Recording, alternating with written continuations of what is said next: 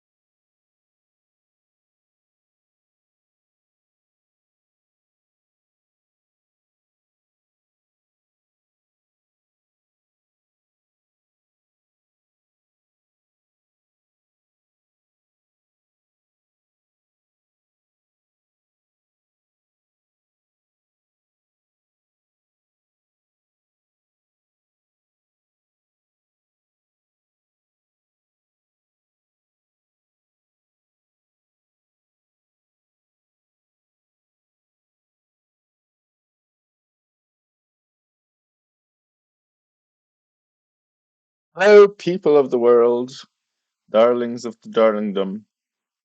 We are, oops, frozen, but we're back. It's round, not the round that it says, of course, because, well, we wouldn't want to be accurate here. Round four. Um, okay, let's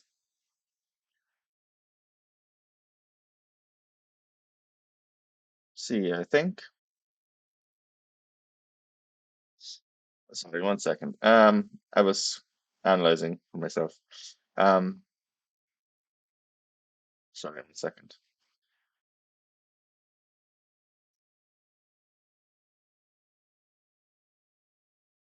Are we live, by the way? I hope so. Looks like we're live. Okay, that's good. Um, okay, okay.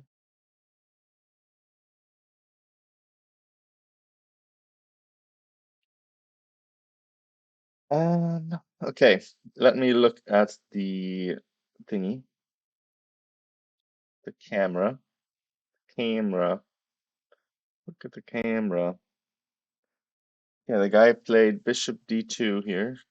So weird move, let me say. And now we played Rook B8, and it's opponent's turn. So yeah, we're Banco gambiting it up.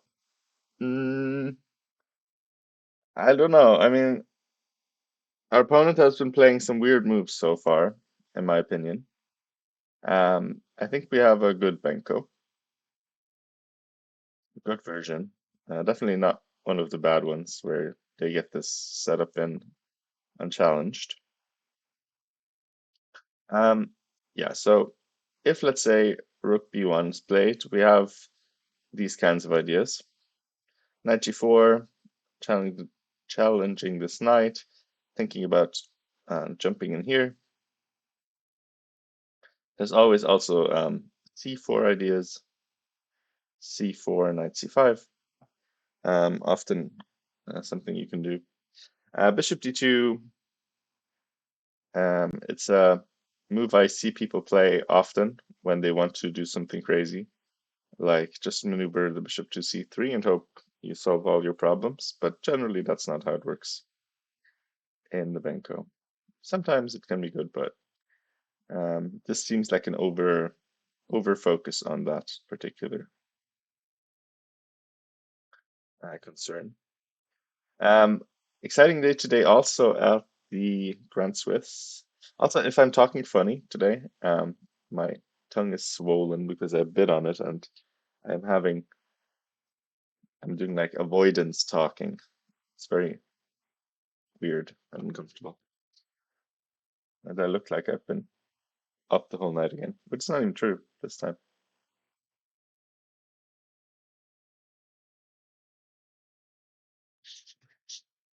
Ah, tired though.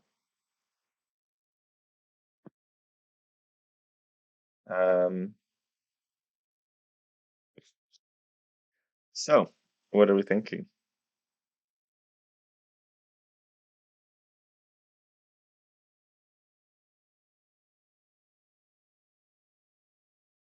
You can see my tongue.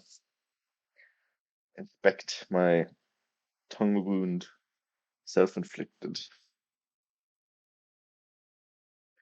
It's hard to not be self-inflicted. I can't speak. It's really strange. I'll be doing some quiet casting, quiet commentating today. Um, it's very uncomfortable to talk. Hello, Luke Canyon. I heard uh, you had a run-in with Diana yesterday.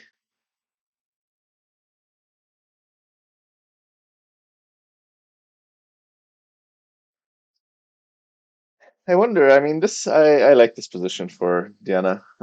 If we're going to play the Benko, I think this is the kind of thing we would hope for.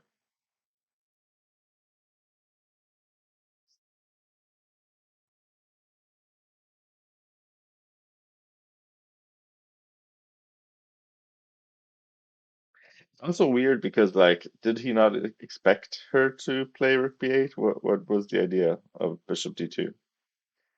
Like surely, I mean, definitely he's not gonna play b3, right? Like, I mean, he could maybe, but it's a weird move and not advisable, I think. Mm, I think after b3 we can just play c4. And I don't know if you take, you come in here, you come in here. This is not a good structure at all. Um, Something's happening to our camera. What was that? Hmm.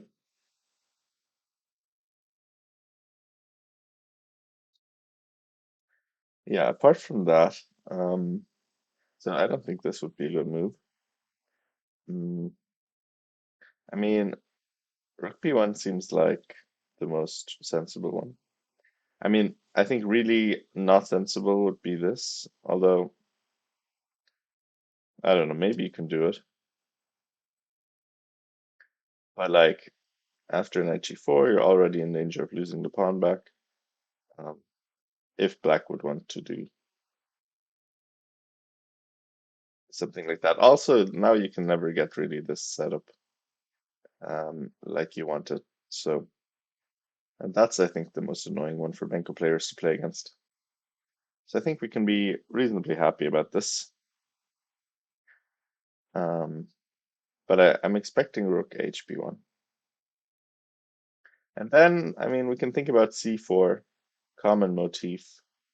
Trying to do this, put some pressure here, um, and generally get a good square for the knight to play. Um, but also this is an option.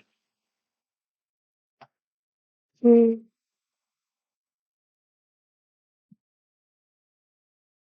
Um, I over rely on these kinds of moves. I frequently play it, and when it's not good, I like that maneuver a lot, but not always advisable. Okay, guy played rook b1, which rook hp1, which makes sense. And Diana instantly played knight g4, lovely. Really asserting dominance here. I don't know, you guys experts in zooming. I can't see the times, but it seems like she's been playing very quickly so far. Also, is anyone watching the Dota?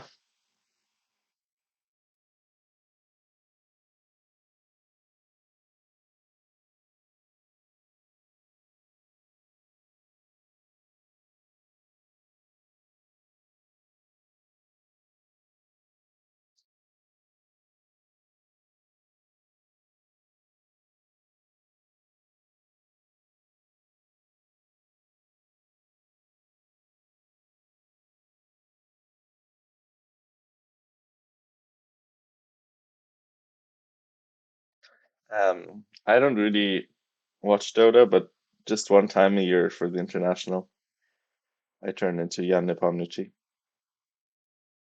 except for the chess skill.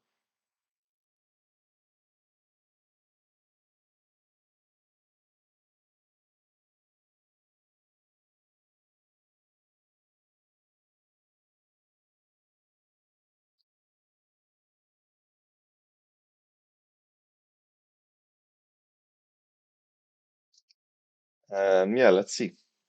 Is still guy moving? I think he's out of his depth here. Um, I think he's not ready for the Benko magic. This is my professional assessment um, of what's going on here. I think he's not ready.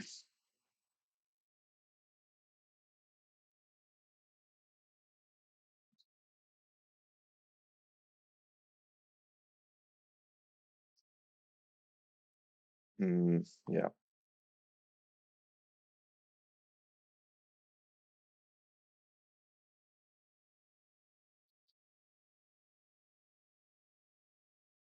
All right, it's a mirror image. Yes, that's true.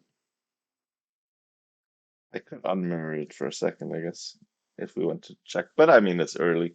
I don't think it's too irrelevant yet. Anyway, Diana, the way she's sitting there looks like she's got her phone under the table, but no, she's just playing with her fingernails. We know she doesn't have her phone under the table because it's busy being the camera.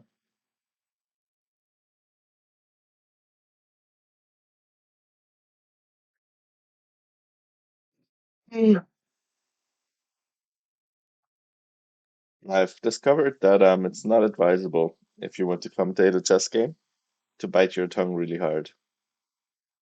It makes you talk funny and it feels weird.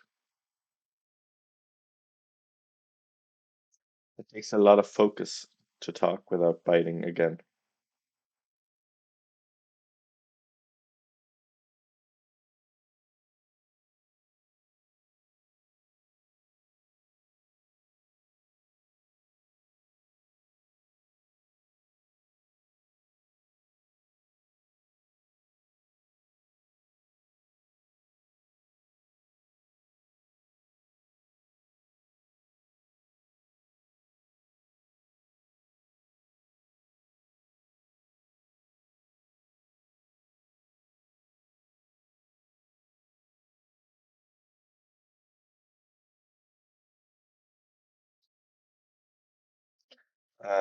Yeah, and it's a slow morning. Oh, okay. Guy made a move.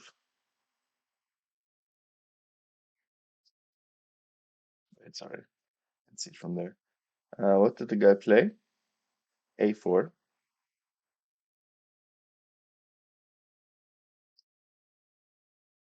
Makes sense. I think C4 would be the standard reply. Um, because there's nothing here yet, so um, like there's control of the square. That's what I'm trying to say. Question is if ever they could play bishop e3. Um, but like not now, of course. You can actually take with the queen if you wanted. Um,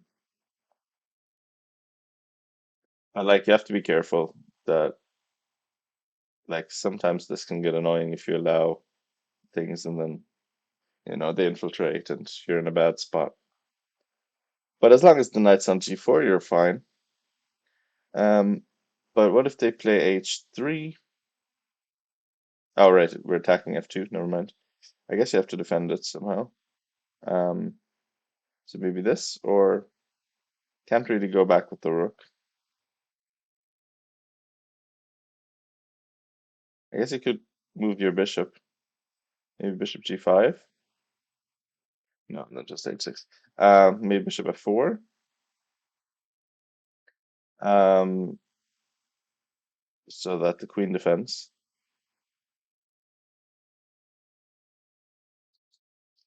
Targeting, I don't know, something like this, and maybe the queen can come into h as into b3. What if they play h3 now?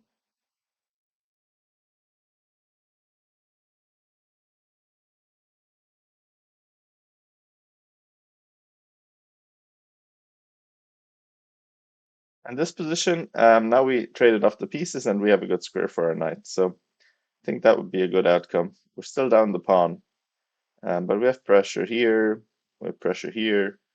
We can sometimes come in here, go into some Benko endgame, which is often decent. Um, so yeah, something like this would be the expectation.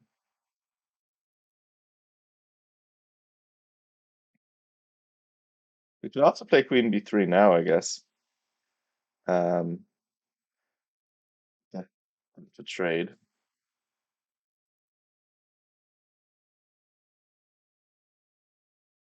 Problem is we're never fast enough, I think, to go here. So we'd have to be careful about this pawn in this particular variation.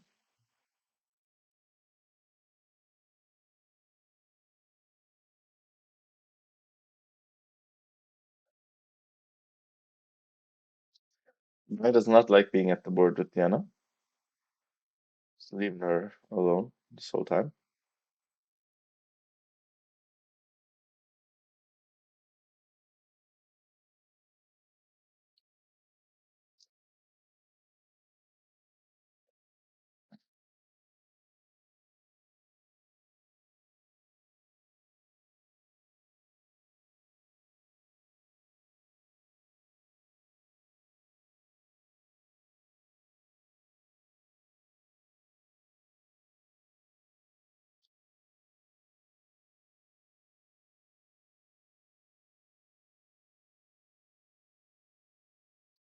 As I was saying, interesting.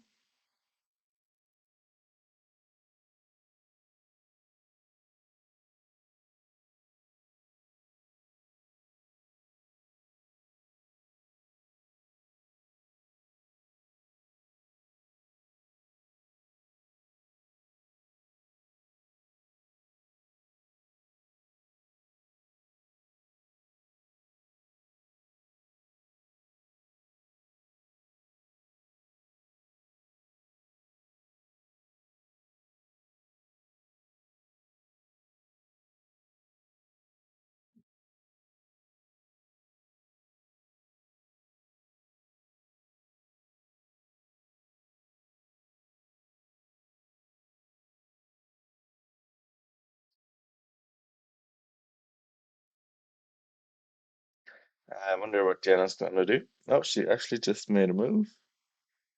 The move was c4. Yeah, I expected. She likes that move. Not too surprised by this. I think that makes a lot of sense here. Always a chance he doesn't see it, you know?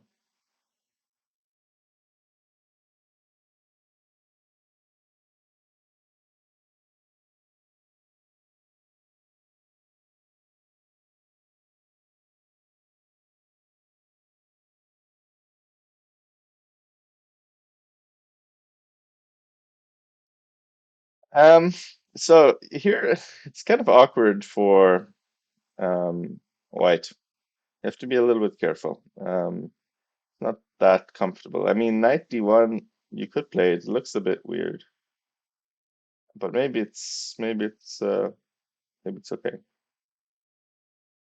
But like actually, like if you play knight d1, there's always queen d3, queen b3, sorry. And if you take, you can even do this and then here, and it's very stable at least. You're gonna have permanent pressure here. Rooks are a bit weird. I kind of like this. You can also think about jumping in here, add additional pressure. Although I guess bishop c3 is coming.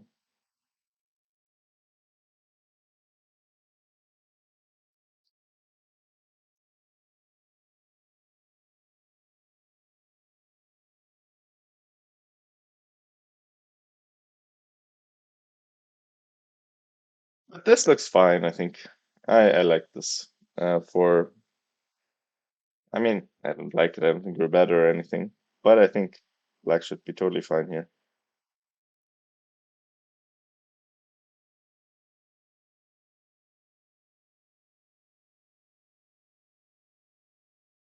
I like this.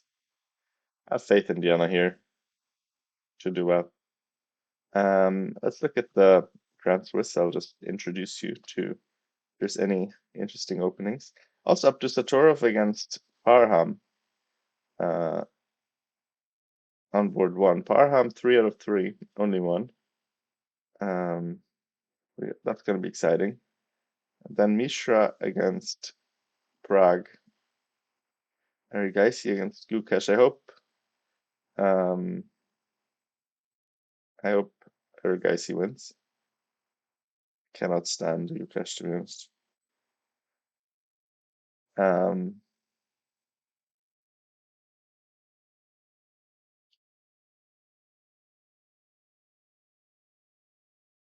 that's a strong word.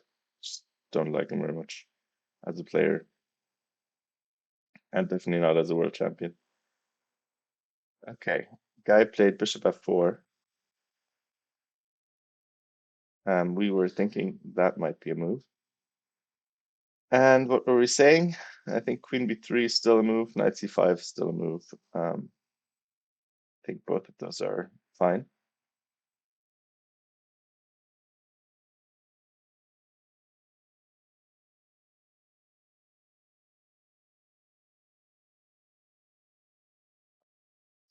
I mean, this is natural, right? Like, we don't need to play queen b3 yet, at least. Put some pressure here. We can always think about coming back, uh, getting some attack here. Sometimes you can also think about playing like queen b7 to put additional pressure on the diagonal.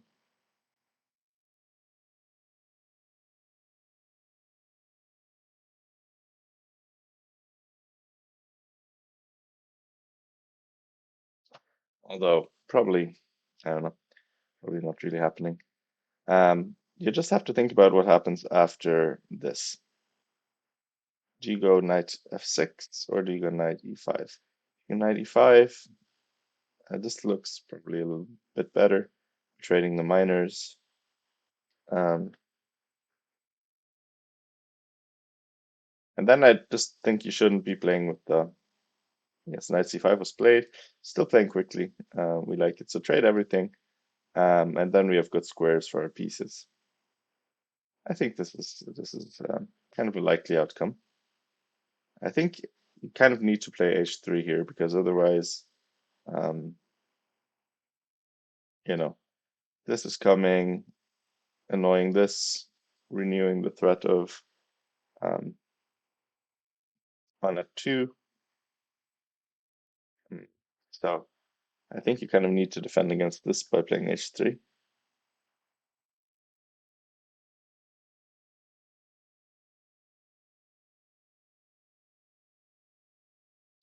Diana's playing very quickly. We like it. Very confident in these positions, very used to them.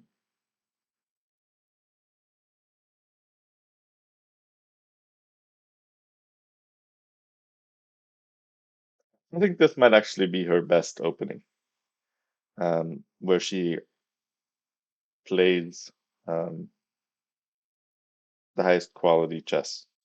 And Domenko seems like the candidate, I would say. Um, yeah.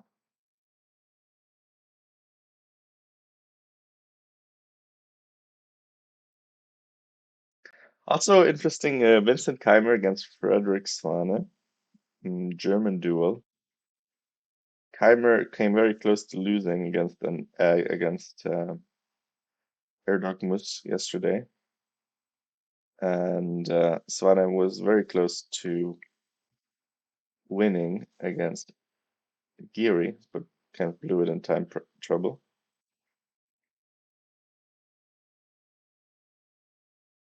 Now they have some interesting opening, which is apparently very good for Keimer, although I have no idea. Actually, do that makes a lot of sense here,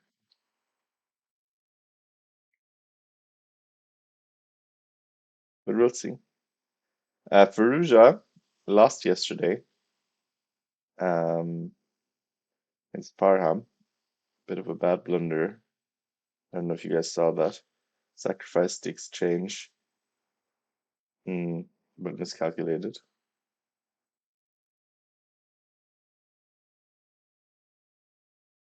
H3 played.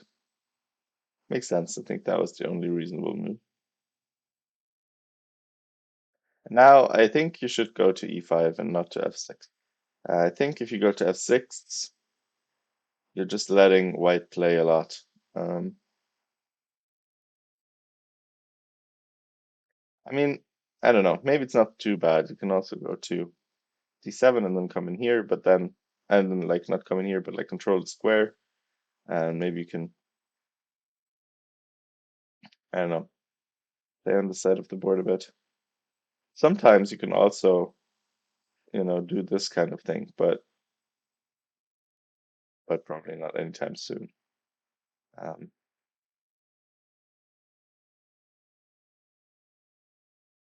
I would prefer 95 here. The only thing that, as a banker player, you don't like about this is that actually, now that I think about it, what happens if you? Oh, never mind. The queen's still defending. Okay, I was hallucinating. I was like, why don't we just play knight c3, and then we're on f2 again? But I forgot that. Yeah, that's the whole point. There was a queen there.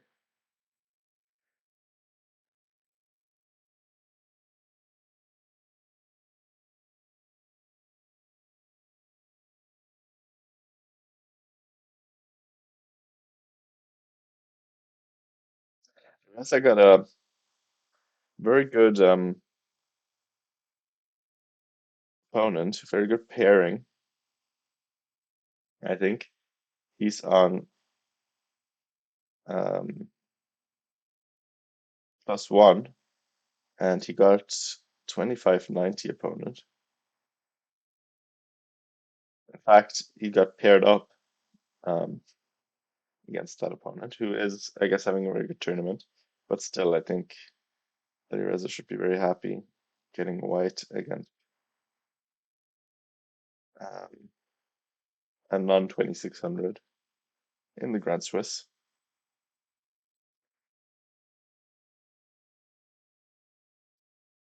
And Diana thinking, yeah, I really hope she goes for 95. I don't like the idea of putting it on f6, keeping pieces on. Keeping pieces on is often dangerous in the Benko because you never know which piece is going to sink itself in and never be removed. And it's very annoying when this kind of thing happens.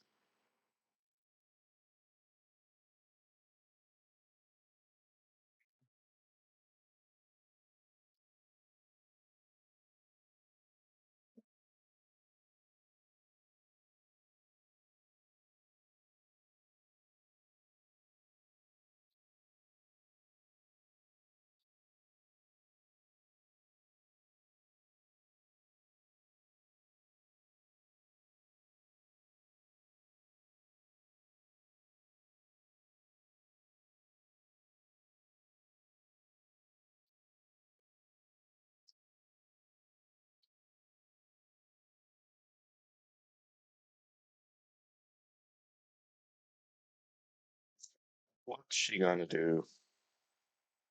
Oh, she played knight f6. Yeah, I don't like it. I mean, it's kind of predictable. I kind of thought she might do this, but I don't think it's good. I mean, it's not bad, probably, but I don't think it's the best way to play. Because now, I mean, we're gonna have to play knight d7 next, probably, in most cases. Um, and then we do have a typical structure, but our knights are once again a little bit superfluous. Although maybe we can play knight d7 and then knight b3 and knight here, making them a little bit more useful. I don't know. I mean, it's probably fine. Probably fine. Just not my favorite.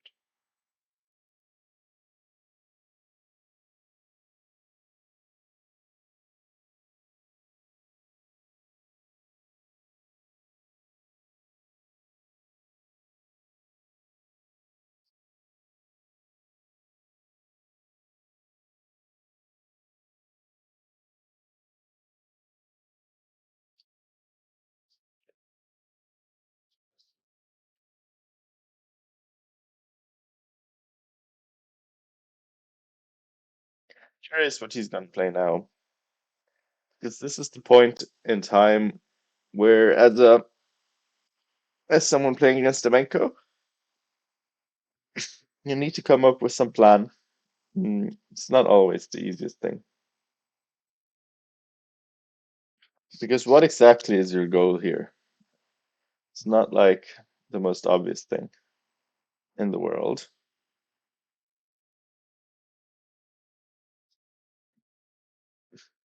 I mean, sometimes when they don't know what to do, they try pushing their pawn.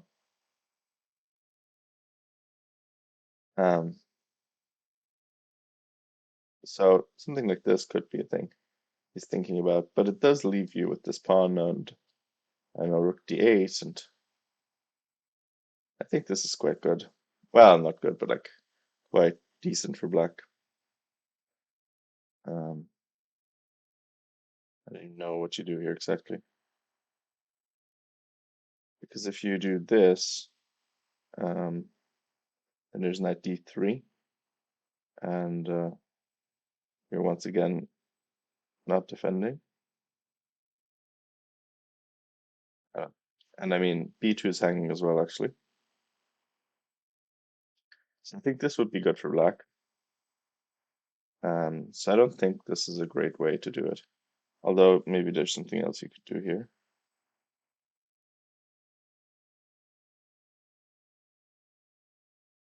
I don't exactly know. What is the opponent's rating, actually? I have to check that maybe.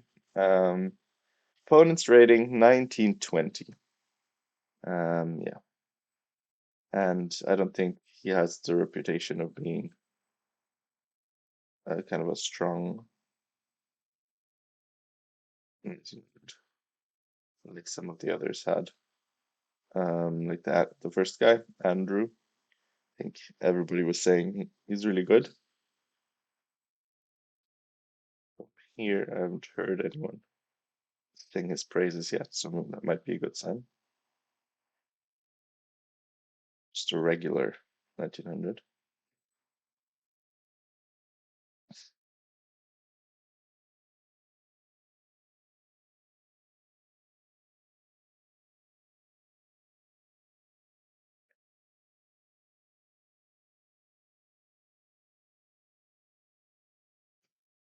Hmm.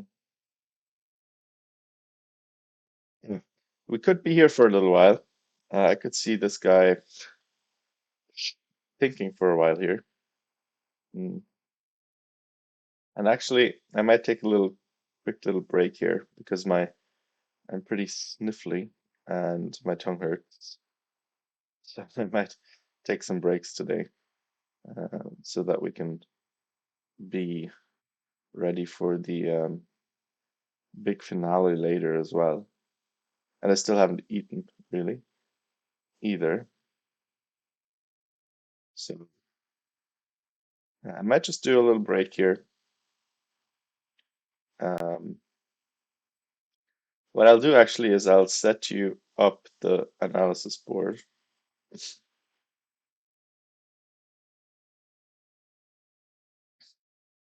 actually. Um, Wait, I'll do a new scene actually. Um,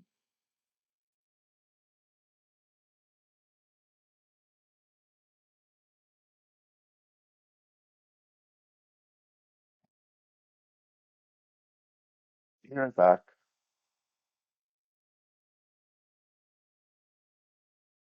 and I'll put the cam on there.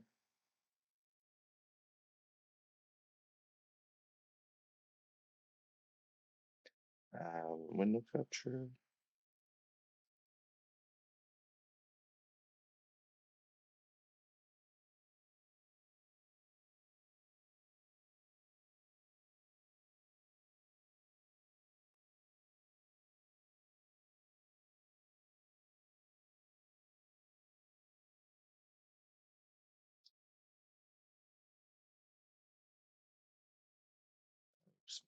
Stop. And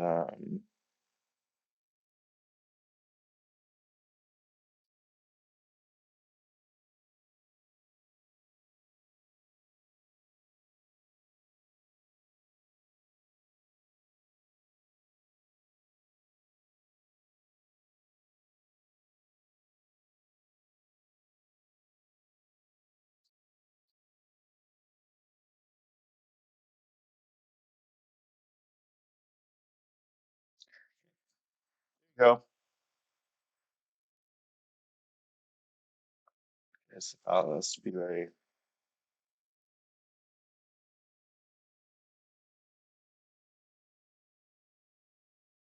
precise. Okay, here we go. I'll leave you with this for a second, and yeah, see you in a bit.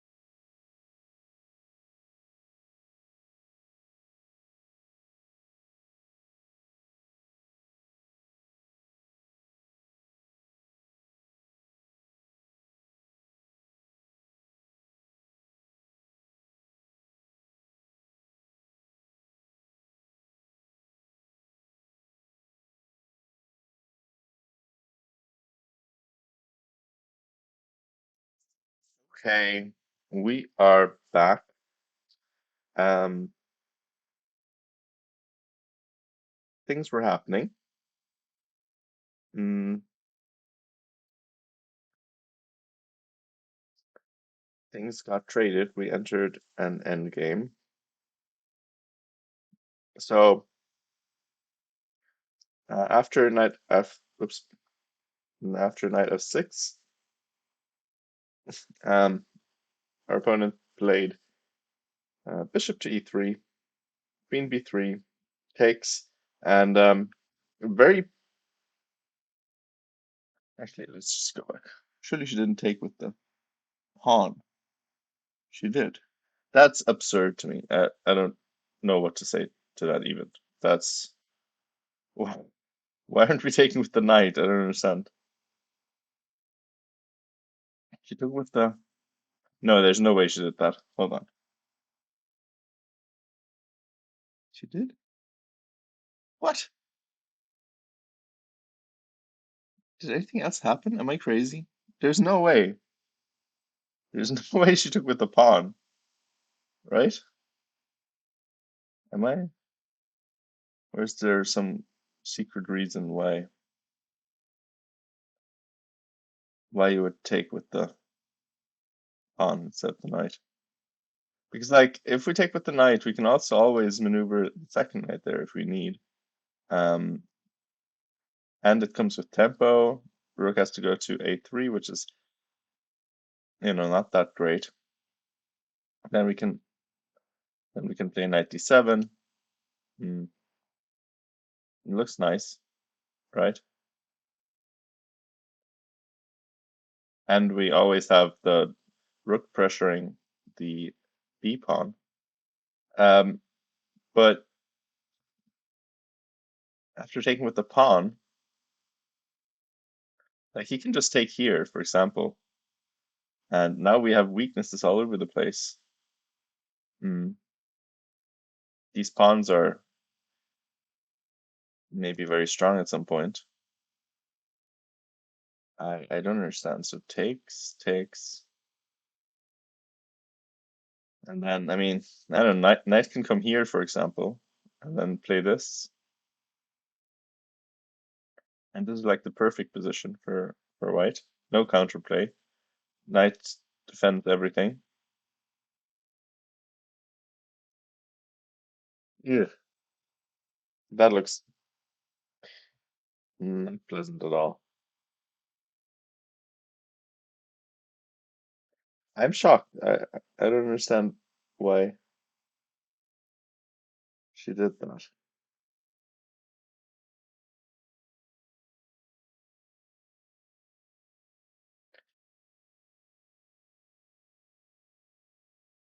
I'm shocked and shocked.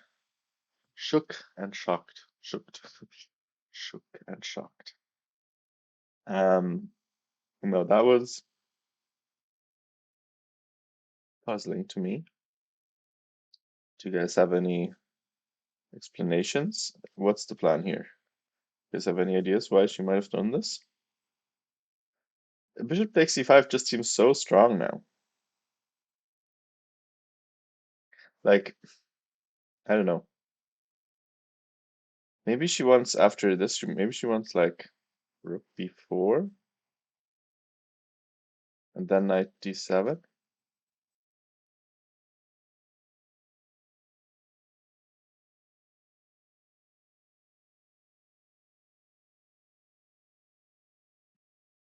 Like, I don't know.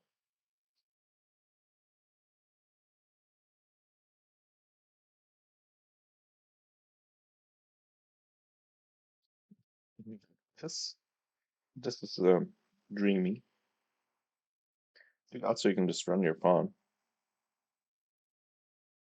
Can't be attacked another time here. So maybe knight d7 now. Rook a3. We have to defend. We can't. Actually, we can. Okay, we can play c4. Then we can go here. I mean, I don't know. Maybe it's not that bad. It's just weird to me. It just looked beautiful. It's like you have all the Benko counterplay. You have it against the B pawn. You have, control over some squares in the center. This thing can't really be attacked because you're got pressure here as well.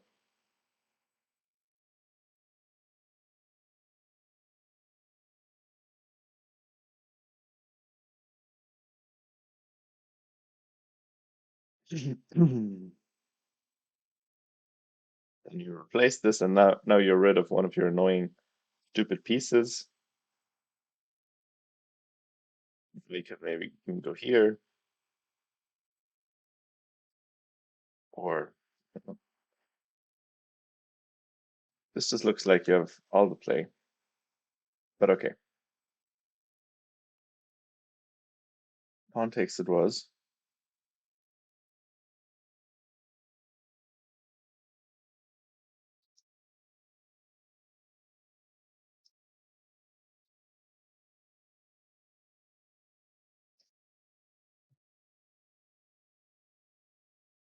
I mean, does he also have to play it right away is another question. Oh yeah, probably he does, because if you wait, if you don't take here right away, then 97 next, and then you can't get that structure anymore. But okay, I don't know. What do you guys think? What's your eval of this position? Morning, chaotic. We're not winning. No, I don't. Um, I mean, I think we had a good position. I think we had a good position here if we played this.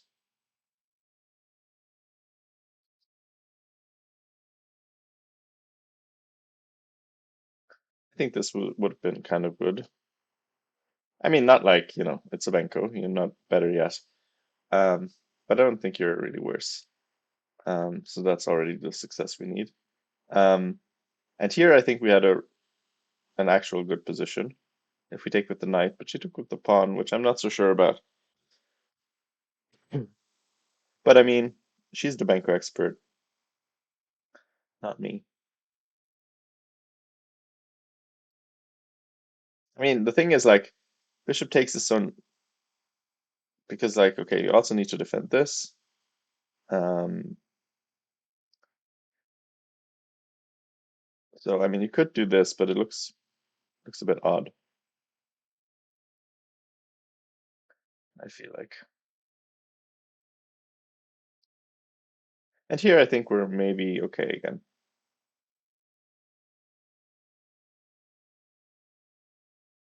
Although it's hard to say. I don't know. I just don't like this pawn here. It just like makes it hard to do anything against this b pawn. Although it is true that sometimes we can maybe go here and then we have some tactics.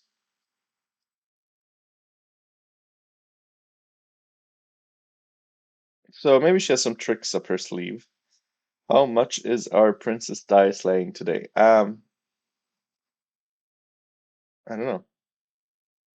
She only playing black this tournament? No. She had two whites, one black so far. This is her second black.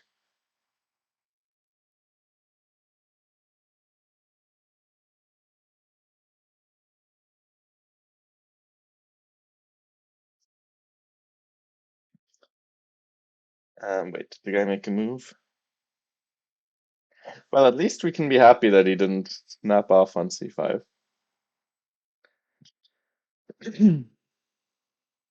I think that's a good sign for us.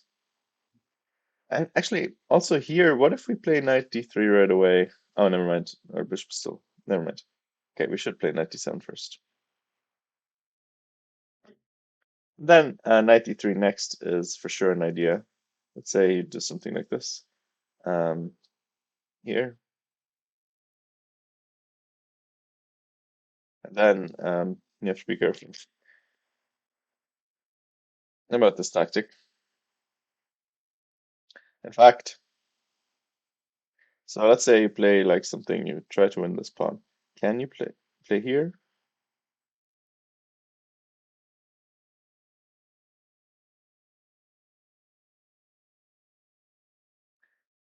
Well, I guess you can. No. Yeah.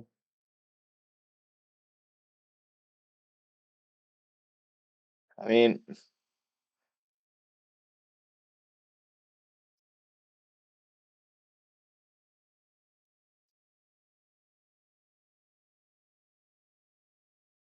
it's unfortunate you don't get this pawn in the end. And if you take here, you can't unpin because it's also unfortunate because you can't go to a7 because it's controlled by the bishop. So you're gonna lose a piece here, I think. Actually, oh never mind, you can just take it and then. Yeah. Um, so I guess it doesn't quite work, but it's complicated, which is good. She's definitely should have a better sense of tactics in the Benko than this guy. I only managed to catch black games. Well, maybe you're a morning person.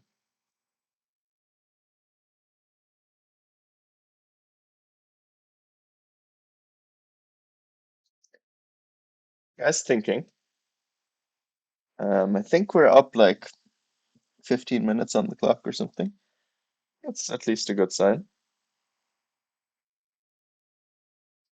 I think he's scared. He's scared of. I think maybe this is a psychological thing as well. Um,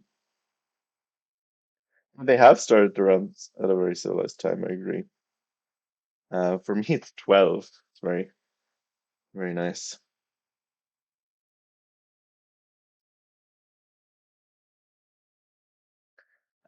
What I was going to say is earlier, he played bishop d2 in this position, which I think it sort of tells us that he's very worried about this bishop. I think that's generally the kind of move you play. Like um, you're going to make some plan to put your bishop on c3. I don't think this is otherwise a great square for the bishop right away.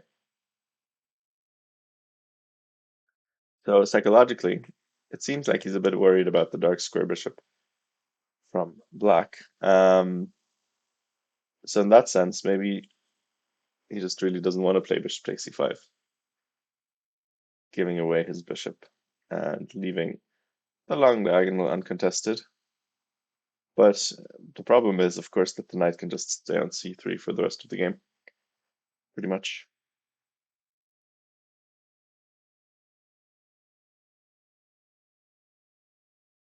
And then eventually you can target this pawn. Feels like we made a weakness here, for sure, by taking there. If we take with the knight, c4 is very hard to attack multiple times.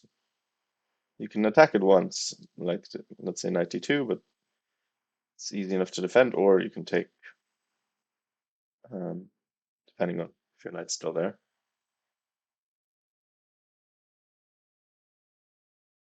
So, yeah,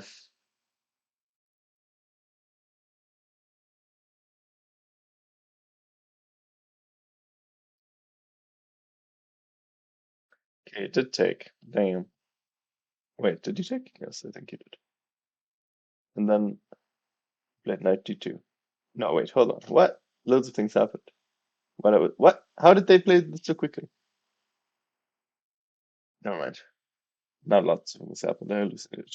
Okay, so takes, takes, knight d2 was played, I believe. And yeah, I don't like it at all. I think we have to play rook b4.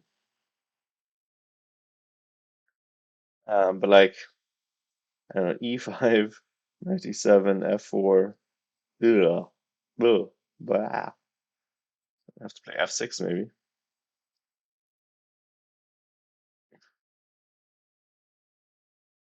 Actually, mm, maybe we should play knight e8.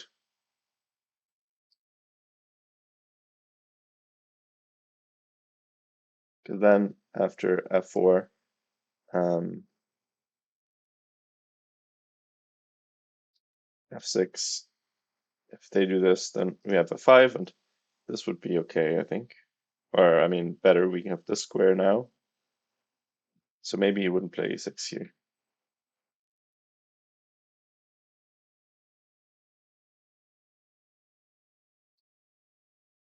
Yeah, but this is the kind of position you don't want.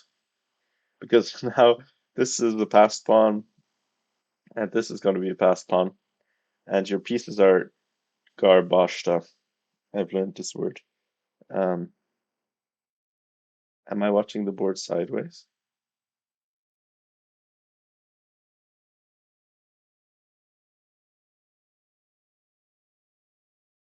I don't know what that means, Fraser. Like with Diana at the bottom. I mean, Diana's black, if that's what you mean. Or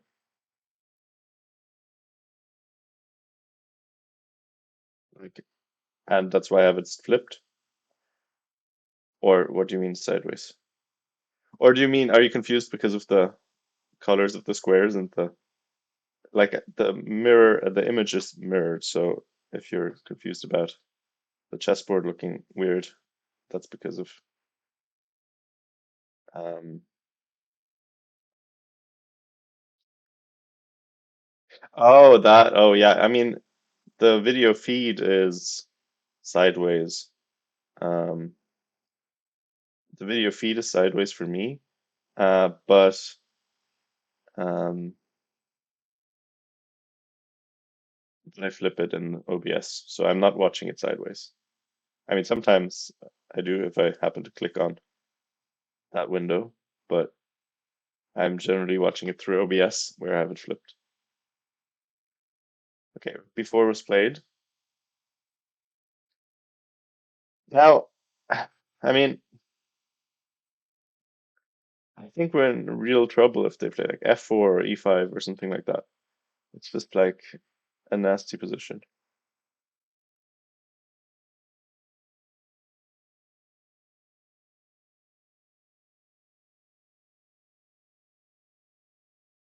And I think we were totally good. Like, I think we were maybe even better after knight takes b3. At least I would have taken black there.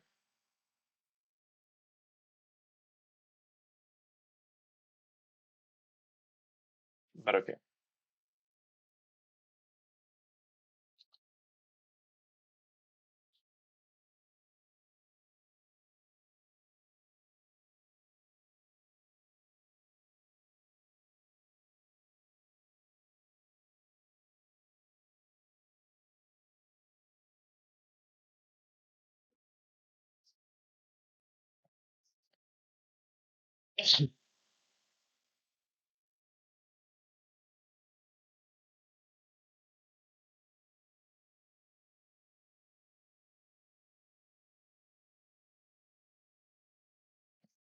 Just look at some happenings at the Grand Swiss. Always got to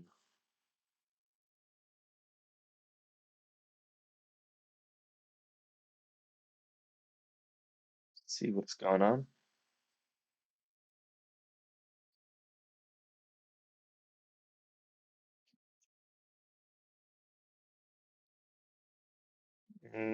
Anything exciting yet? Not too exciting, I guess.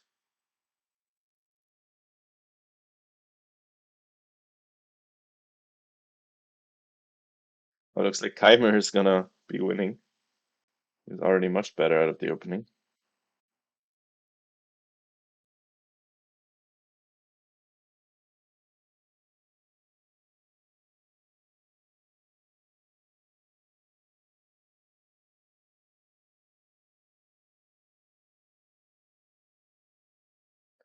This looks really bad for Mr. Swane.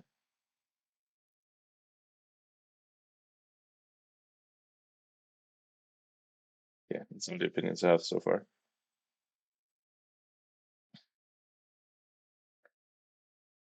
Did Diana make a move? Or no, did opponent make a move? It did not.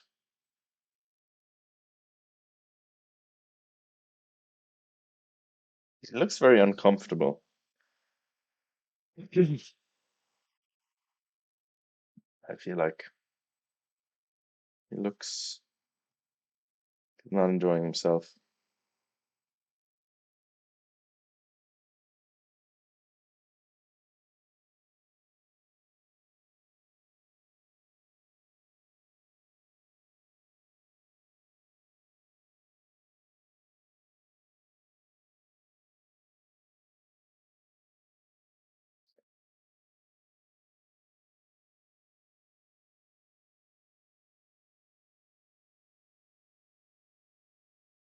Have you guys seen any interesting games? The Grand Swiss.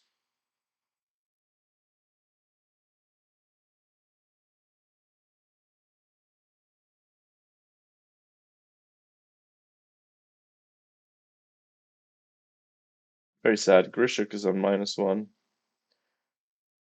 Would have been cool to see him up there.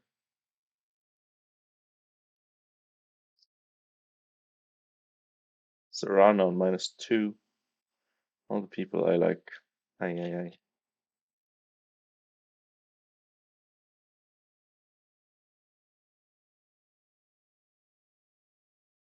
Oh well.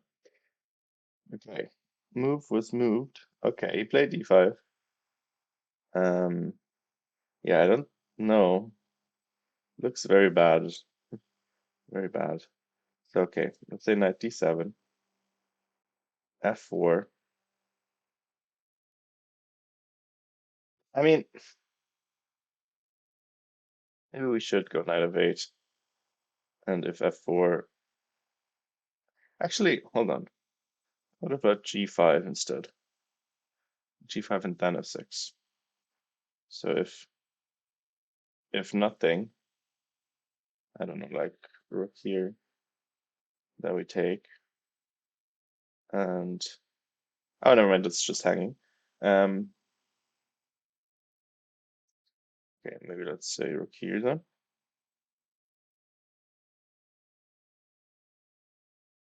and then here, and here, and maybe knight d6 and f5 next, or maybe f5 right away.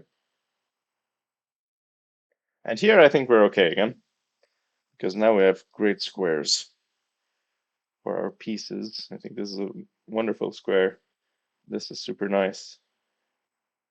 This is happening at some point if we feel like. So I think that would be nice. Okay, she went knight d7 though. Well, never lucky.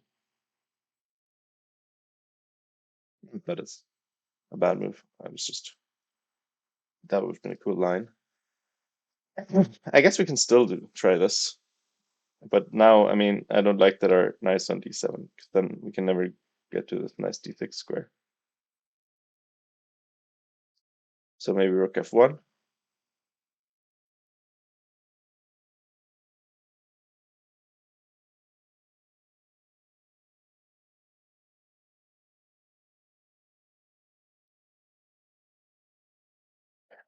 Now we just step for f5. That's no good. That's no good.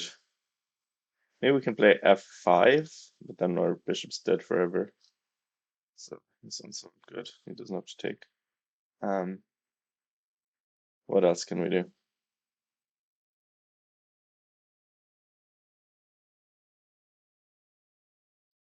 Oh, exploring. Oh no, that just hangs things. I mean, hmm, this is not what you want to see when you're playing the Benko. Yeah, I don't think 97 is practically very good. Seems so much harder. Because after 98, I see ways out of danger, you know? Wait, what? I see ways out of it, but after 97, it looks very hard.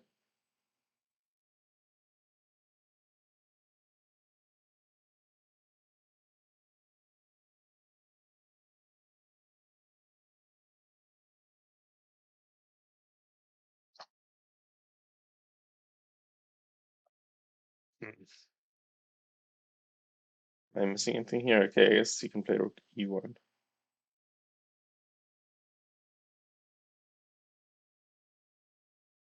Maybe this is also annoying. But at least we can just leave it here and nothing's happening for the moment. We can try something else. Maybe, I don't know. I don't know what pieces we can move either, though.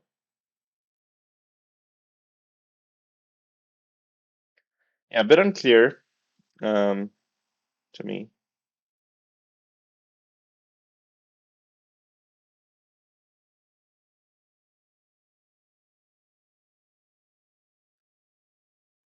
So I don't know. I think she played this very quickly, this pawn takes b3, but it seems like it was a disaster of a move.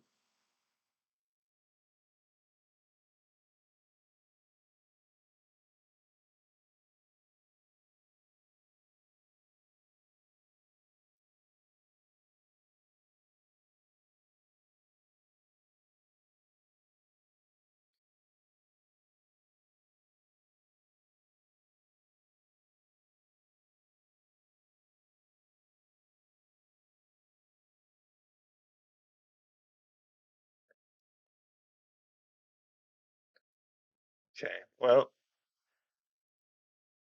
see what she comes up with.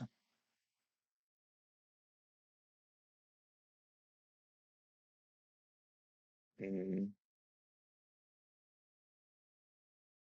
this just looks so ugly.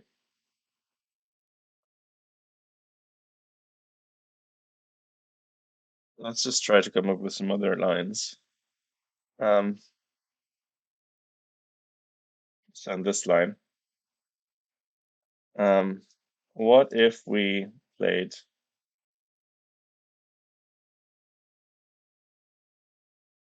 I don't know what else we can even do. It must be like f6 or something, right? So try this again. f6, e6 here. Actually, okay. So here, what if they go a5? What if we go forward?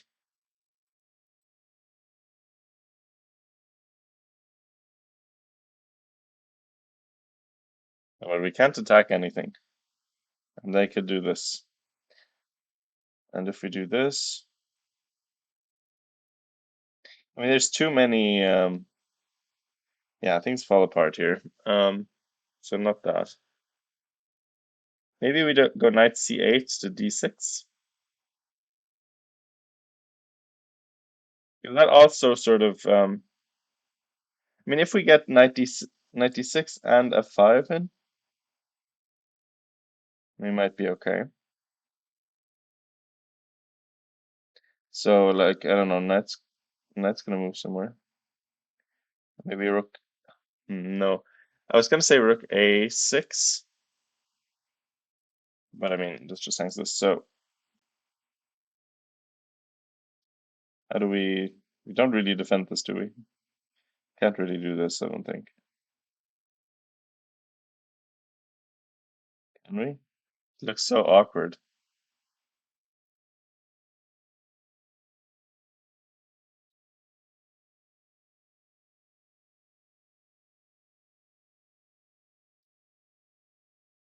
We're losing the pawn.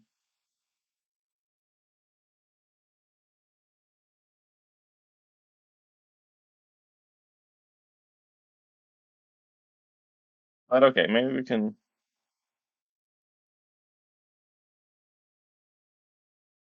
Well, he wouldn't take, would he? And his knight would be dislodged.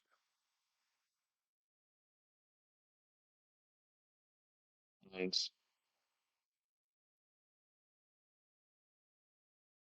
it's always dangerous as well. Because now all the rooks get traded, we can't stop it, really. And I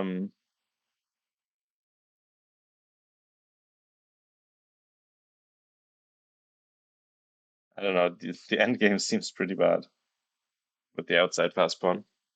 Just an extra pawn is, and the pawn's an a pawn. I don't know. Doesn't convince me personally.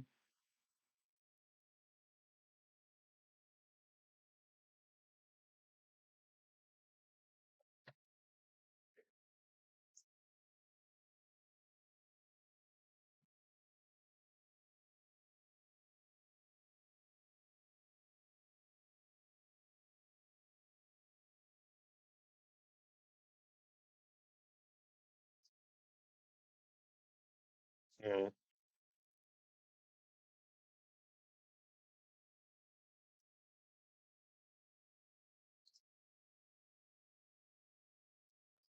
Jana's thinking. Not too sure about what to do, I guess. And fair enough. I mean, this looks like a tough one to solve. I mean, f6 seems like the way to do it, right? Um,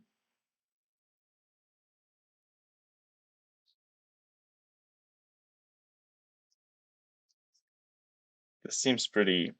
Actually, also they can maybe play d6. It's very dangerous as well.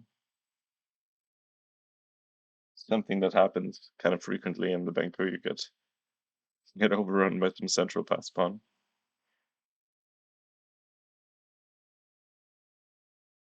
and then the outside pass pawn.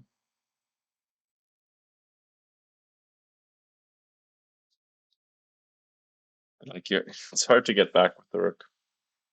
Um,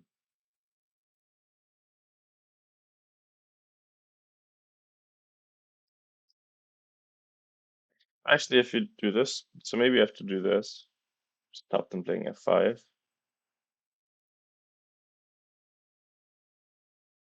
Or you can play f4 and then f5 again.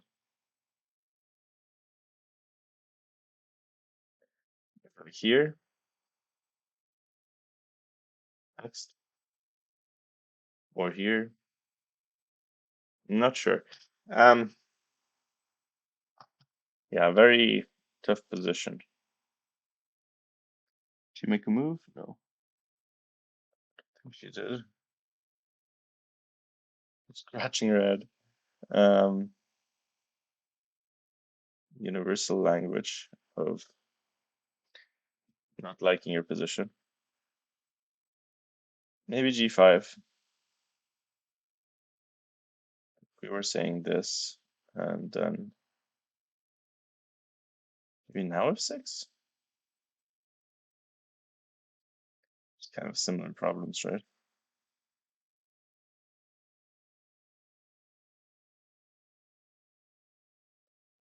And this is even worse. No, not that.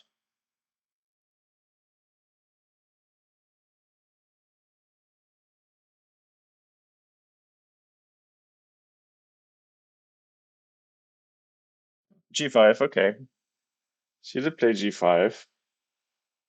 So let's see what opponent comes up with. Um,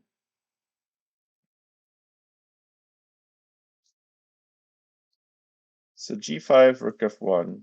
I mean, Rook F1 seems like the only intuitive way to do things. And then, what to do then?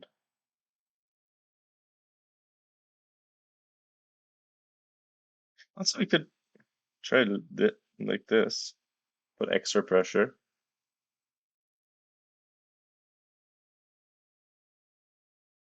That's attacked 3 times. But I mean, okay, it can always be defended again, I guess.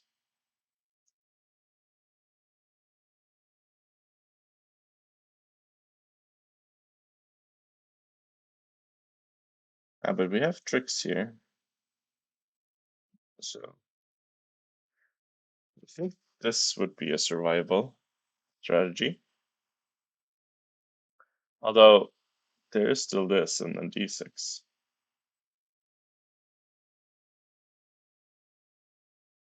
If we go here or here, here.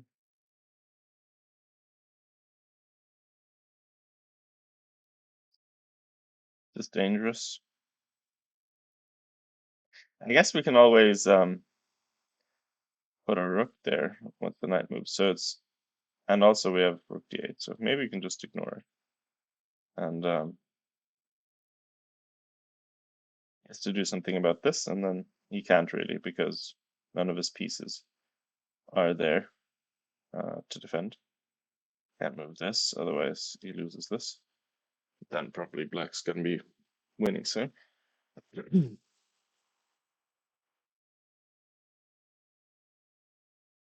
So, okay, I guess we found a possible way to do it. Pretty sure that this is not the ideal way.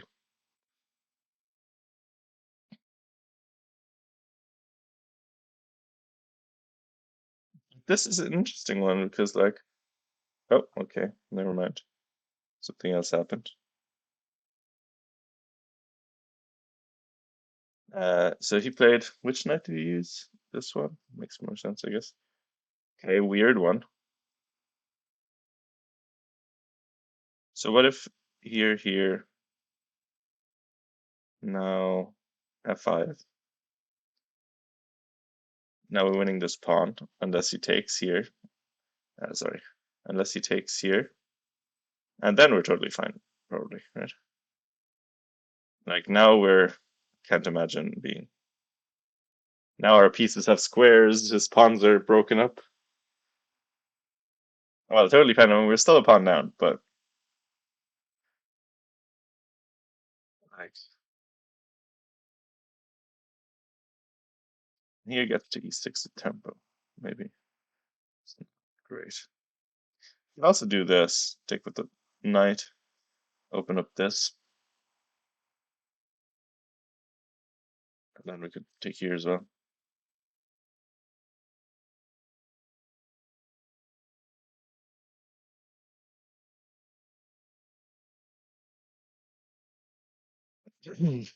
Yeah, but here we should be fine, I think. So wait, that wasn't the move.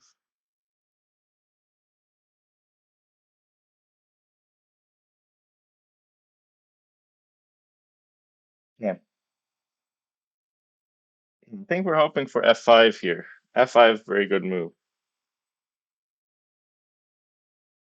I think. Because like if he moves the knight, we take here. If he doesn't, we're free. Free and clear. I think that's a very nice shot that Diana has here.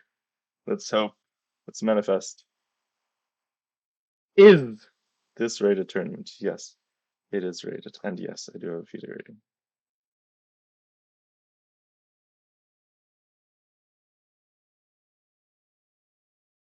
Okay. Come on. F5, let's go. No way he saw this. No way he saw this. Come on. Come on, Mersey. This is your chance.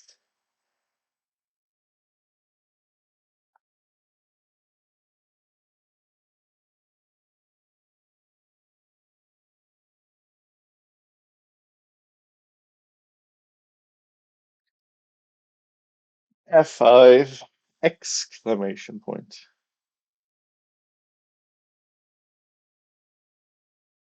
I hope she considers it.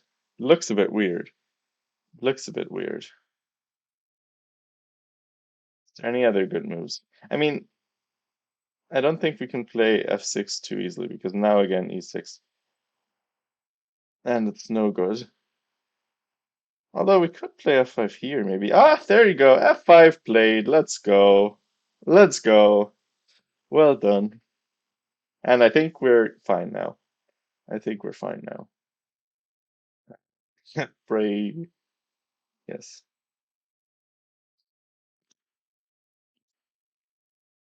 Well done. Well done. I think that was a very good move.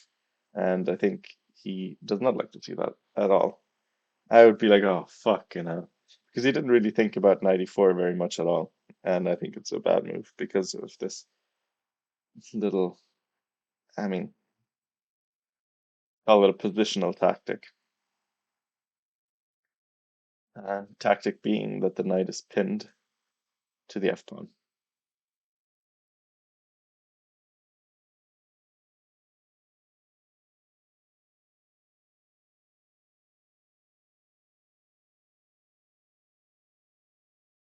Well done. Yes, okay. I feel much better about this game now. I felt good about it earlier as well. Um, just before she took on b3 with a pawn. Um,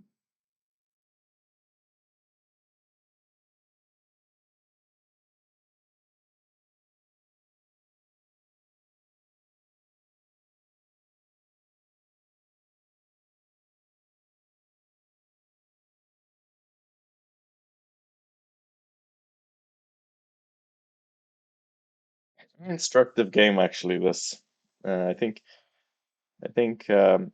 CB3 or CB was very instructive, and I think this is also well, okay, this is maybe not instructive, but like I think the other one was quite instructive.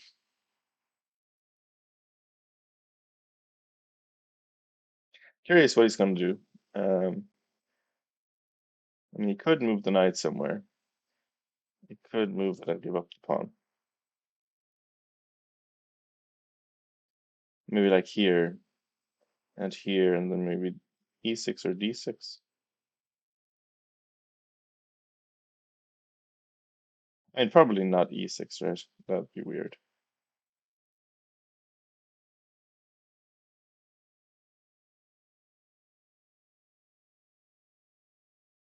Now we're freed up. Um, our bishop's open. We're pretty happy with that alone.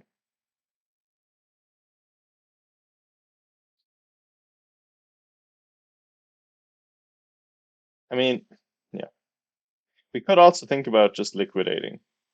That probably makes a draw, right? I would assume that this cannot be too dangerous. Attacking this and can't really be defended too well.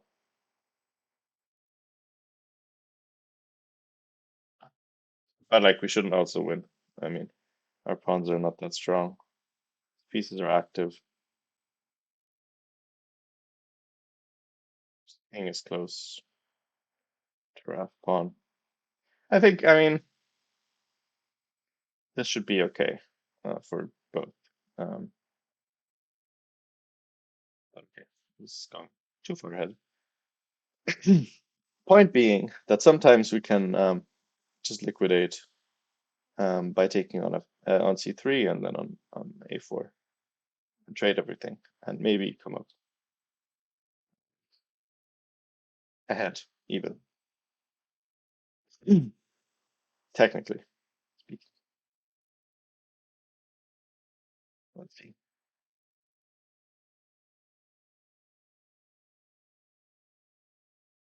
Hmm. Yeah, Diana getting up now. It's like, yeah, didn't see that, did ya? Didn't see that, did ya? And no, he didn't. He didn't. He's shocked and appalled by his play, um, by his miss. Such a beautiful position he had. And I'm very confused about 94 as well. Rook F1 looked so natural. Like, bring your pieces in first before you, I don't know, make moves that aren't really certain to lead to anything.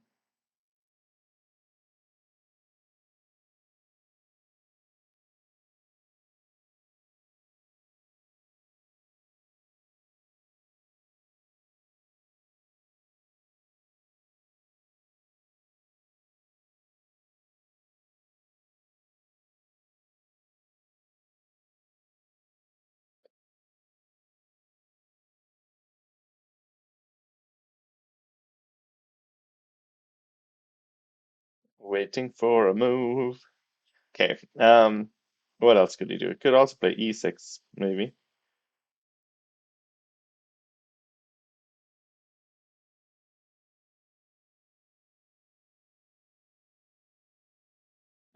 What do we do here? Probably this, right? We can think about running, but we're in time.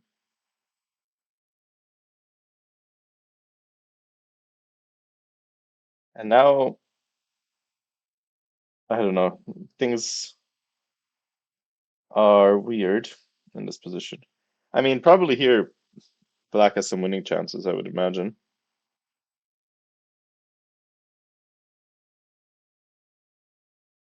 But maybe not, actually. Although we could do this. Ah, no, I was thinking we could go here, but actually this we can't do. So we'd have to go here and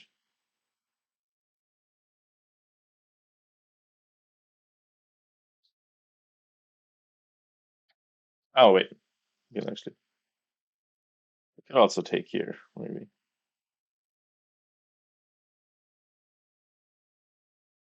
Maybe not. This is maybe a strong pawn now. Yeah, probably not actually. So yeah, definitely winning chances in endgames is my point. If I had a point, which is not clear. Here,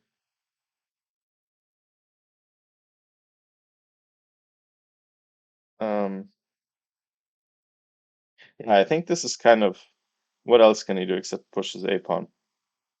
I mean, if he doesn't do anything, we're just gonna do this and then take this then. I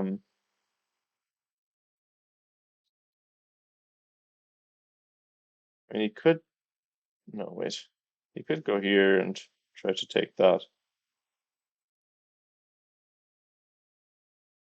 No, but actually this would just fall and then we'd have a strong pass pawn. That doesn't really work. Bad plan. So I think if we reach this kind of endgame, that would be good for black.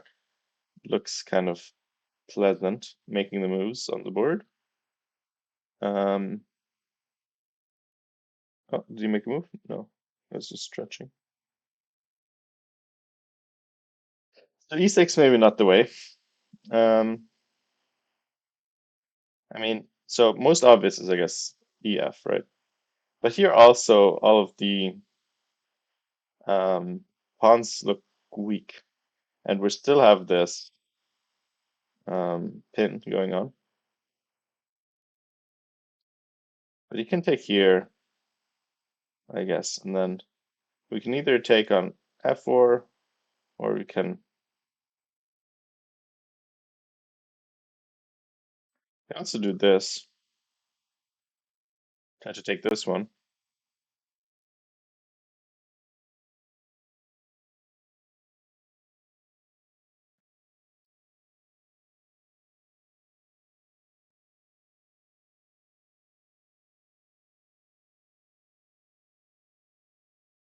I think we have time to take here.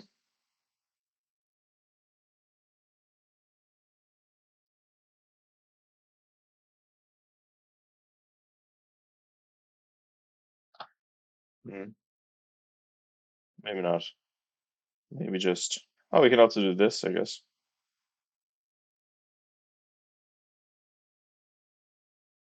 Okay, this is probably just an instant draw, right? Here, if we want it.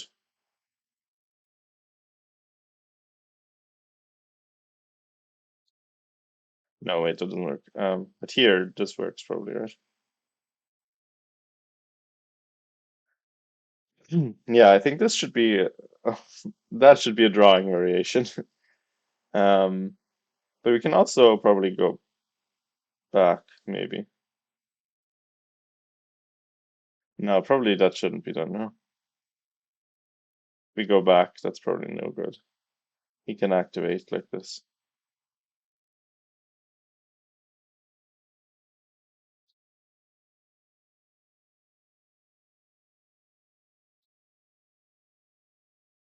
Yeah, but this is bad. This must be bad. I mean, he just runs in and collects our pawn. That's probably not good.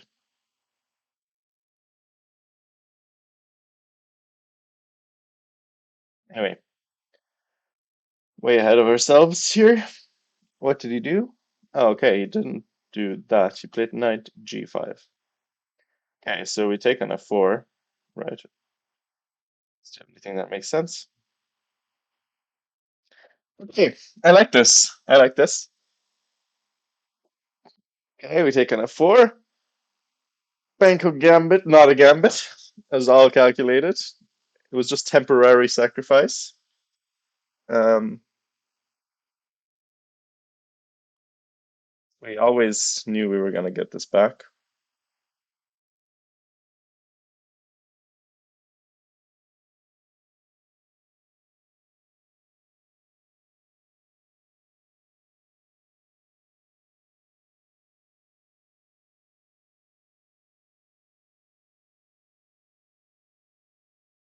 Mm,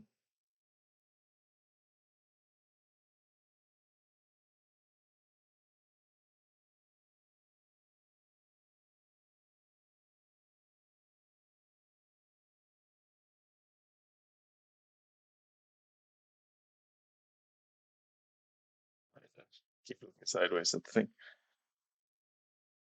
Wait, so what did you play? Okay, so you played knight to e6.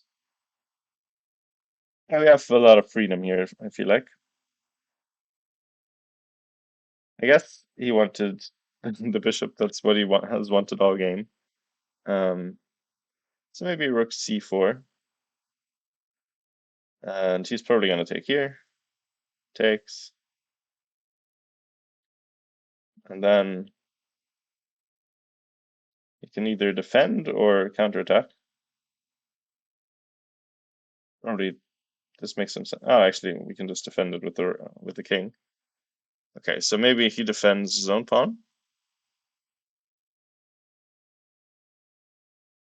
We can also do this, and how do we then defend?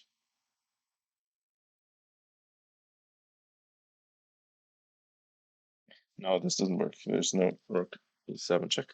Um, okay, okay. I might say we're better. I like this. The only thing White has going for him at this point is the a5 pawn, which can be very dangerous very quickly. Speaking from experience, sometimes you're like, oh, I can collect something on this side, and then, but then suddenly the a5 pawn runs and you're dead. When too many things get traded, not possible. So 96.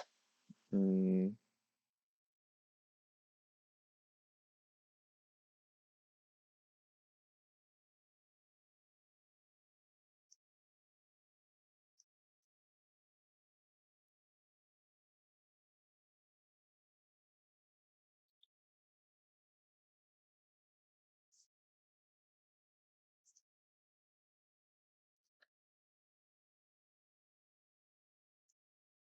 um,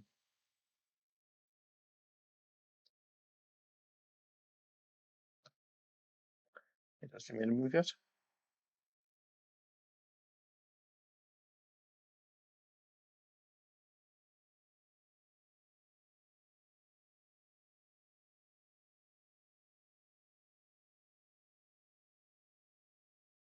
Oh, she went to, okay, she went to b4.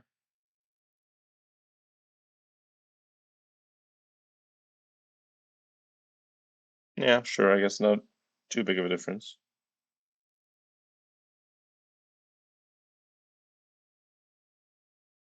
I would say.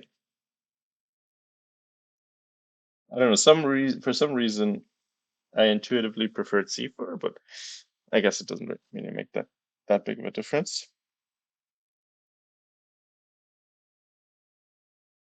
So question, what is White's move going to be? I imagine he's going to take on g7, but it does look nice for us if he does that. If he doesn't, has to play like this something. I actually can take with the bishop though. Um, oh yeah, well, hold on.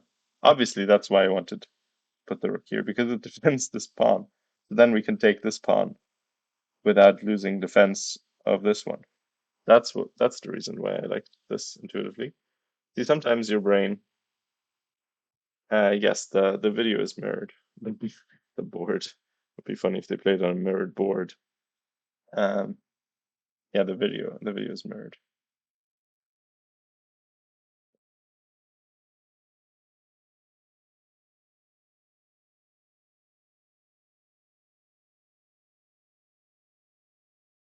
Um,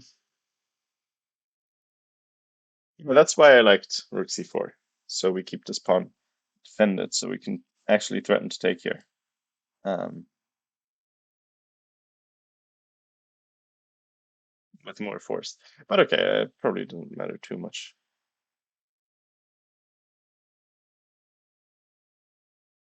Actually, let me just update the analysis here.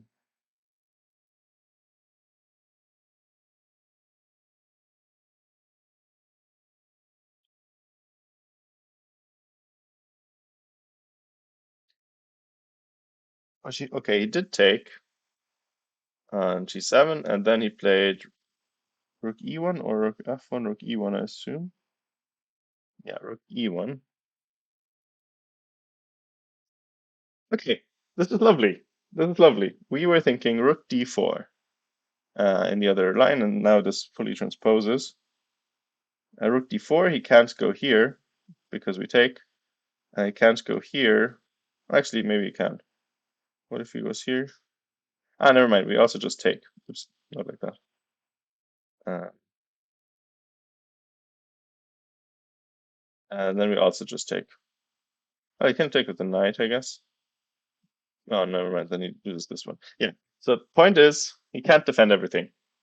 So he needs to do something here, um, which means this knight is frozen, which means that we have a lot of freedom. And we can maybe do this, for example. It's a double attack if he moves anything. Lots of freedom here to remaneuver. His piece is kind of tied down to the central pawns. I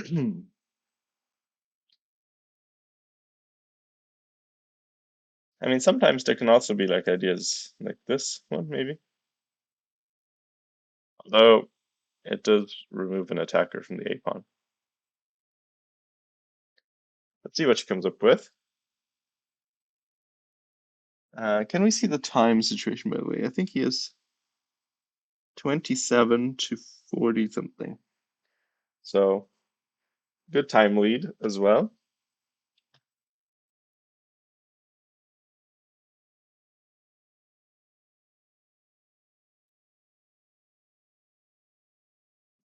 She played a move. Wasn't rook d4, it was, in fact, it was knight to b6. Yeah. Okay, also makes sense. Only thing is, he does have d6 ideas. Now, do we take? And then, then rook d4 is also still fine, I guess. And if he overcommits, I hope that's an overcommittal, or maybe it's good. Hope it's not good, I think. I was just assuming that she calculated this.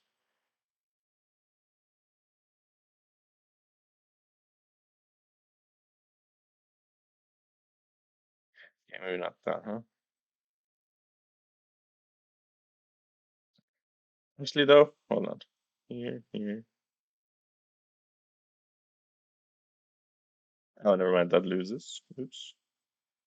That loses a piece. Okay. Can't be doing that.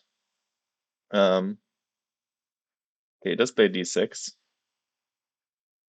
We could also think about this. It looks a bit scary to allow the pawns to stay together that way. But let's say here, and then we go back to d7. We have a target forever. I don't know. It's a bit spooky to let the pawns get there. I don't know if this is really good.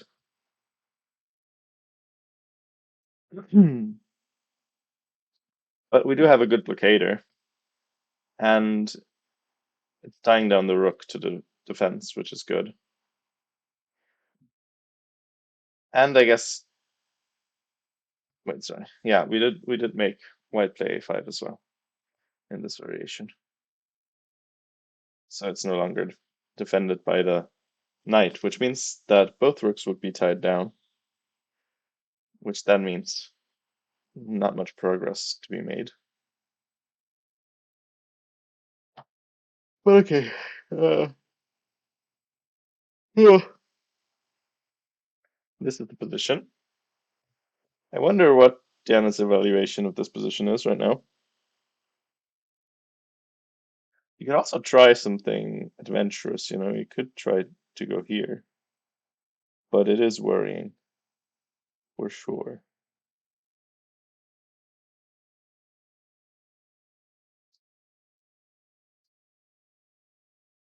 I don't know. We're running into things.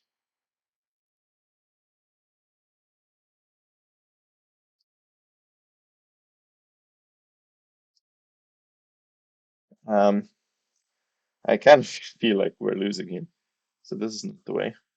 Oh, she did. Oh, interesting. She did play e6. I didn't expect that, to be honest. I didn't expect her to play e6. I mean, I would find this move a little bit hard to make. I would probably prefer trading, but maybe I don't know, her nerves are just better than mine, I guess. Mm.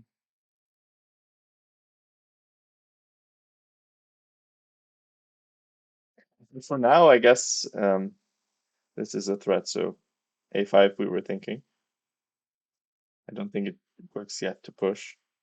Let's see, was maybe here. Ah, no, but then you can just go here as well. All right, this is also fair. Okay, no good. Um, and if here, I wonder if you can take on a5, a4, sorry.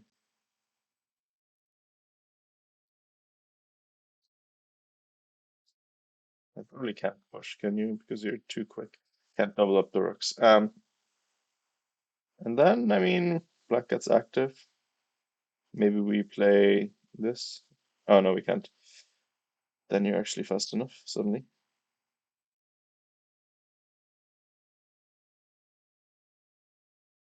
Yeah, but this, I don't think could be a losing effort ever.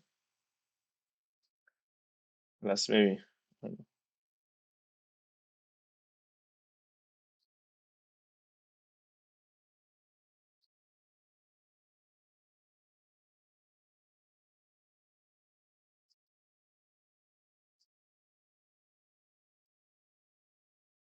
Oh, never mind, this defense. Yeah, this is me just moving pieces. Hmm. Calculation is for tryhards.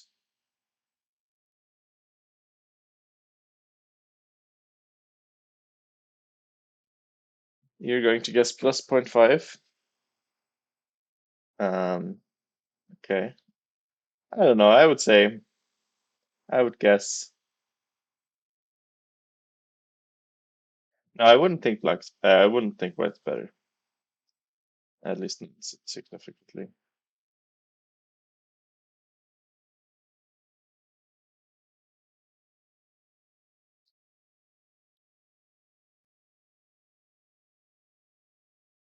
Okay, this move. Okay, I mean, knight d7 be the obvious move here. A safe one. I think that makes the most sense. I think this is what she was going to do anyway. Um, that was the idea, right? To blockade like this.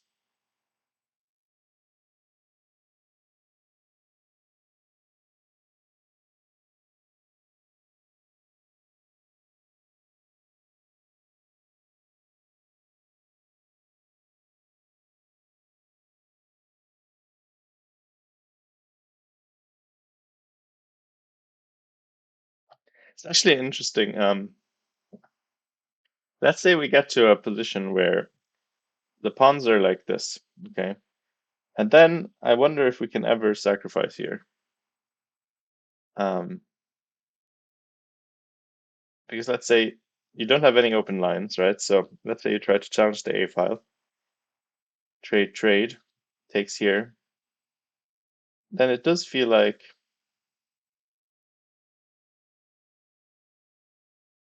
I don't think this works for you because you can never force this pass pawn through, I think. No, this might be a chance at some point to even sack on A4.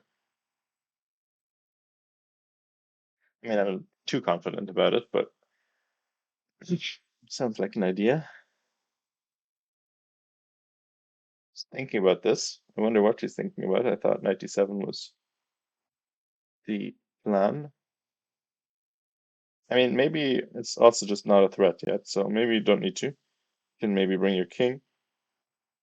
I don't know if you can do anything with your rooks just yet.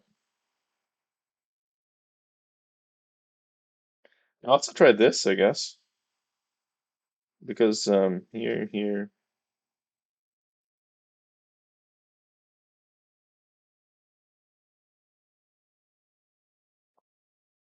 and maybe this is okay.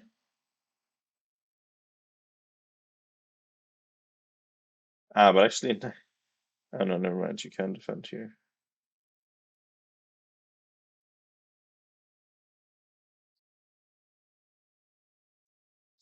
Right.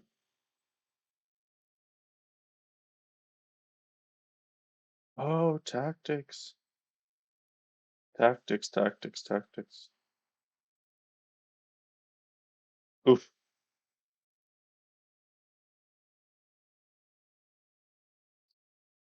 Okay, that's nasty. That's computer-inspired chess there. This is when you briefly enable the engine, then you come up with lines like that. That's freaking mean. Okay.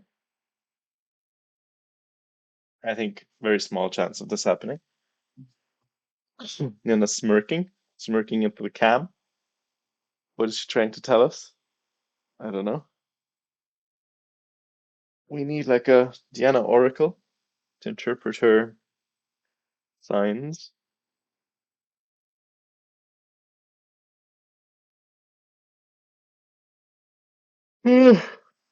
Tired.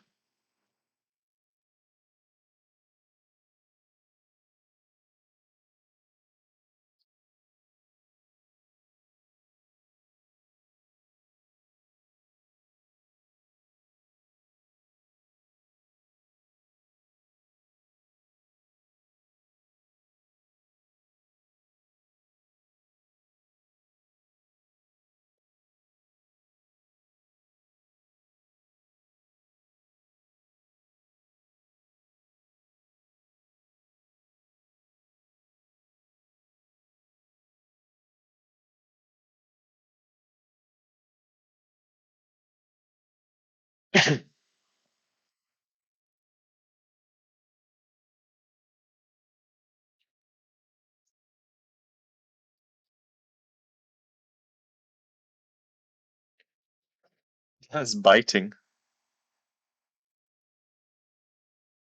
Wait, she took on A4?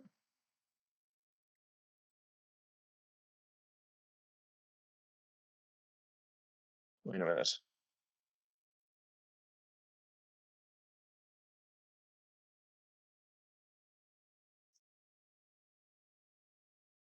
Um,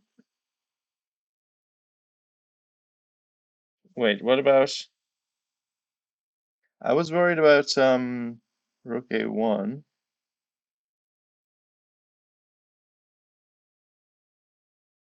because wait, how does this work? Because I don't think you can unpin. I think this loses, right?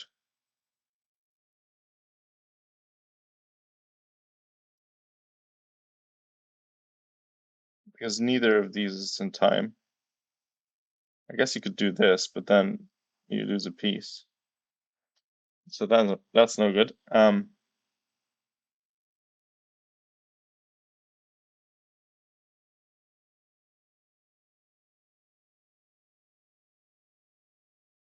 Well, your knight's hanging.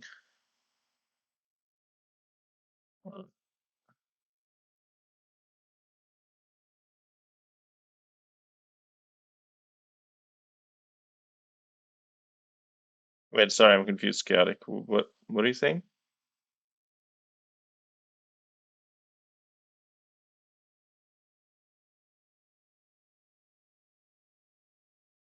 He's saying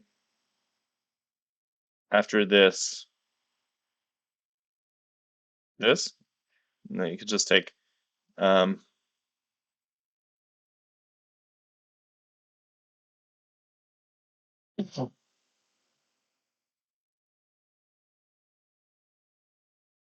another time.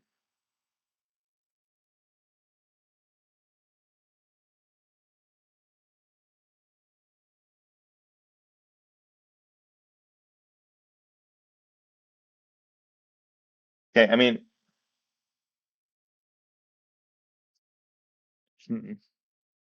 maybe you can run over with the king. I mean, I guess you don't have to do it right away. That's the point. And now you can probably do it next, maybe. I mean, if you do nothing, let's say, I don't know, king here, can you then go knight b6?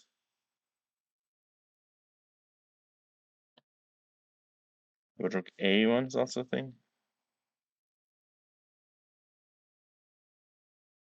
Uh, maybe not that either. I mean, I guess you're not threatened yet, so you can just chill for a bit. Maybe rook h4, also a thing you could consider. Trying to just stop um, the advancement of things.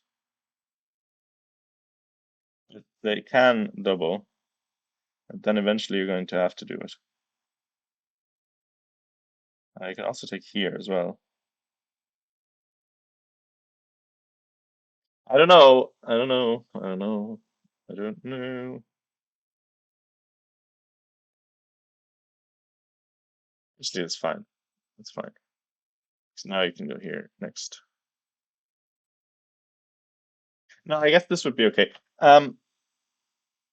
But I don't know, it's a bit uncomfortable. What about takes directly?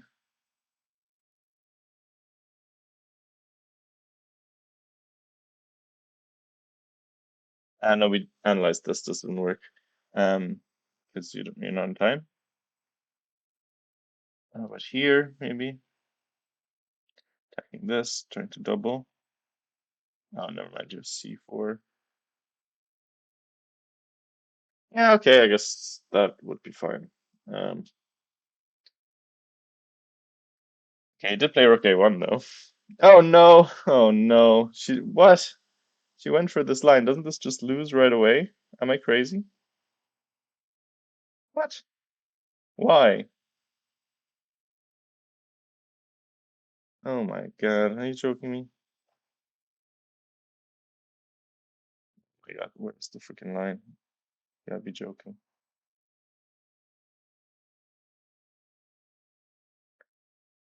Oh boy. I mean, am I crazy that this just loses immediately? I played rook a1. What? Isn't rook d1 just winning? Like what? What are you doing? What's happening? Doesn't this just win on the spot? Like there's no moves here.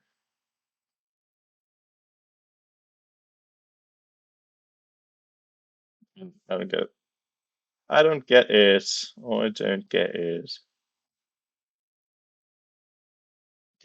Good for us though, I guess. Let's see. Rook a1 is also very good. I mean, it's probably also good. Knight b6, rook a7. I don't, I just don't like the way we did this. But okay, at least now our rook is coming to d4. So I wonder, can we go up? Yeah. What? What? Rook b8? But now everything is so passive. No, this must be lost as well, right? What is this like? One blunder after another? What's happening?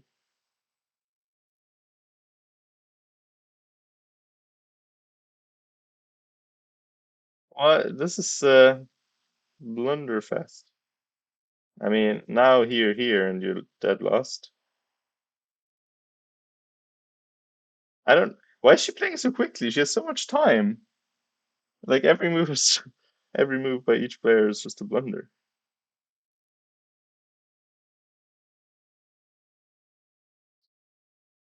Here, at least, we have a piece in the game. But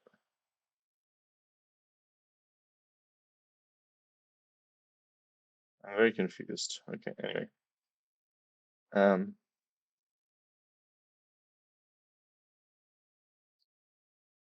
like in what world is this good? We have to go king f8, right? Actually, it doesn't even help.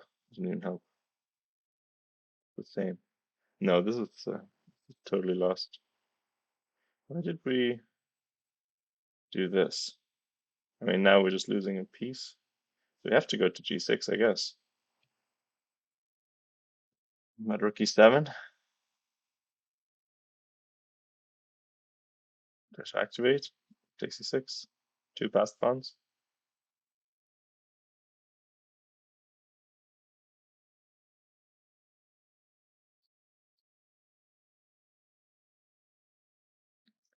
Maybe f4.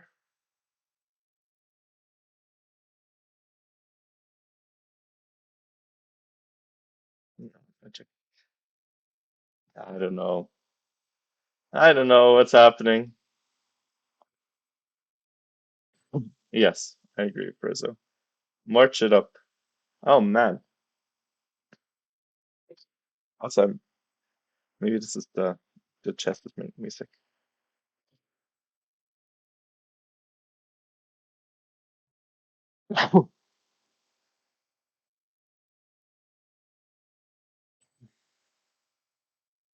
It's such a weird move.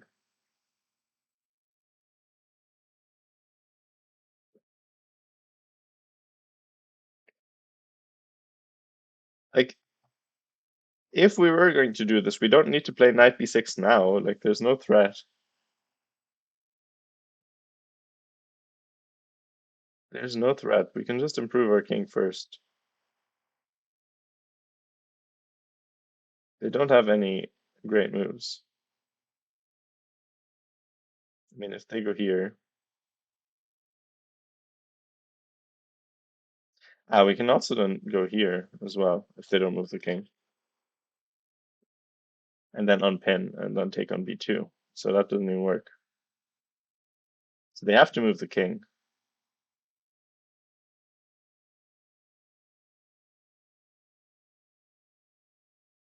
And now this, I think, was okay. I think this was maybe okay.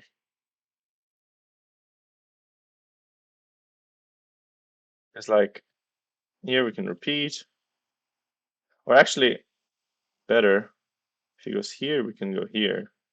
And now this is again a threat, so he needs to go back. And then we improved our position because now our rook is on the d file, and we probably can do this.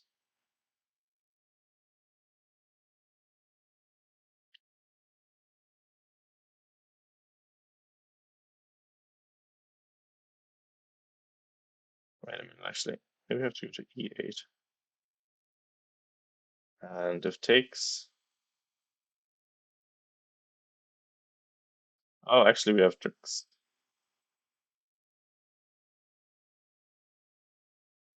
Yeah, I mean, we have tricks there, let's just say.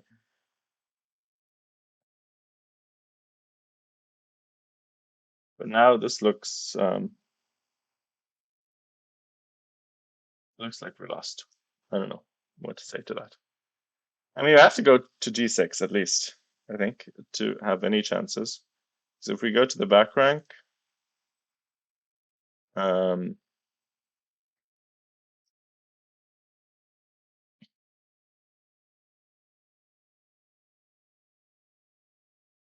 What is happening? I hate chess.com so much. It's actually unbelievable how bad this site is.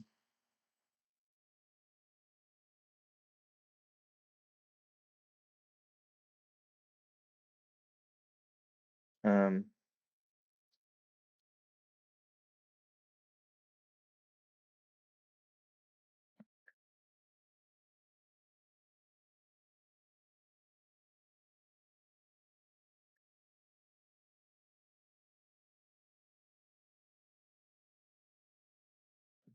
yeah, I don't know.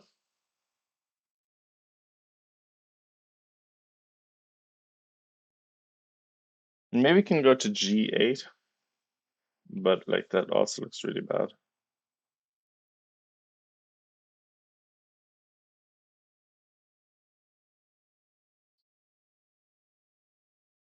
It's just the same, except we don't have any activity.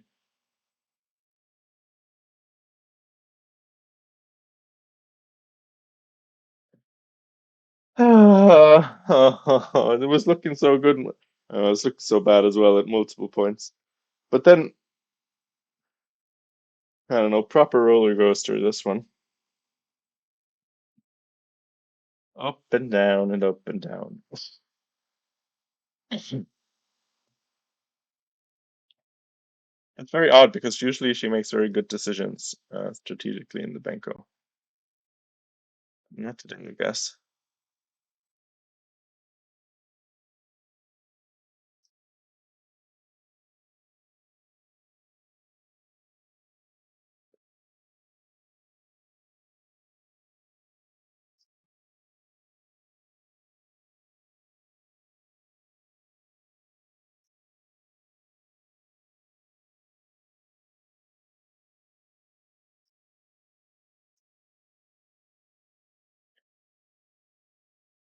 Mm, mm, mm.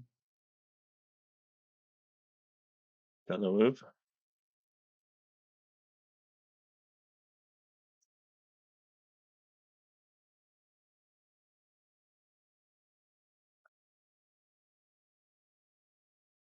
It's so weird. I don't understand. Why didn't we do this? At least we could defend from here.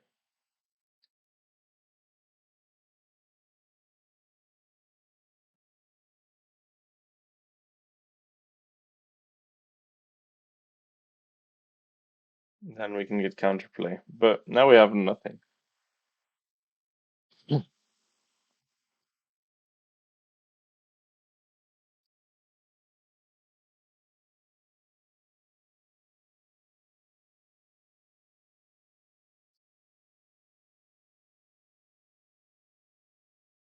I don't know. Actually, we can do this as well. We don't even need to. Because, like, I don't know if you go back, can we not just take here?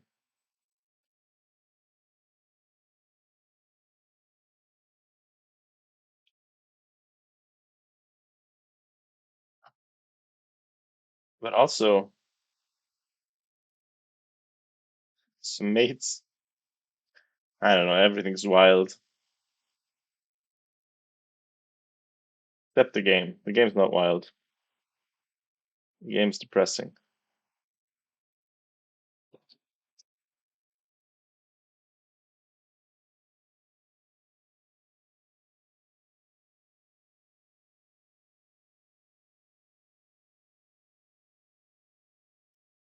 Oh man,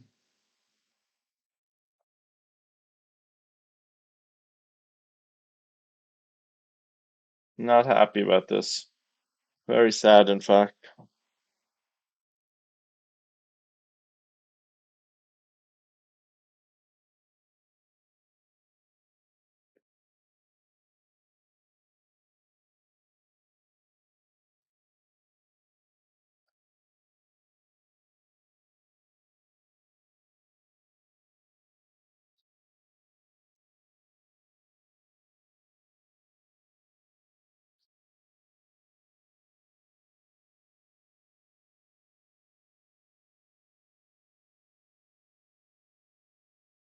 Have any hopes here? Somebody needs to manifest. I already used two manifestations this game. Maybe third time's the charm, but I don't know what to manifest here. I mean, I guess we have to start by King G6 or something like that, right? I mean, King, I don't know. I think this is just better. And we can play F4 and we can like try to be active.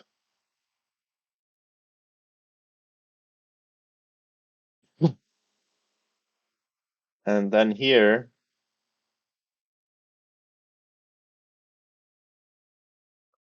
maybe we can go here. So we can't play E6. And then bring our knight in. Bring it where though? Maybe here and sacrifice. Let's say he makes a nonsense move. Then we play knight b6. Maybe we can do this, you know? But we do need him to make a nonsense move or two. Because now we have not this. We have this as a threat. And if he goes here, we have this, and then we trade everything.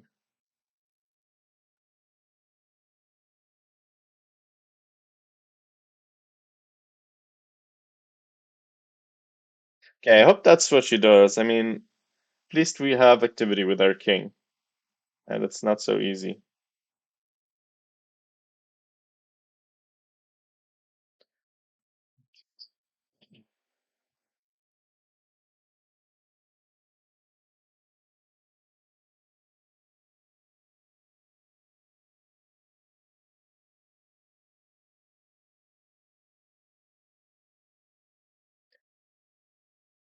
Oh man, I wish you would have thought on the last move, or ideally a couple moves ago, 2 moves ago.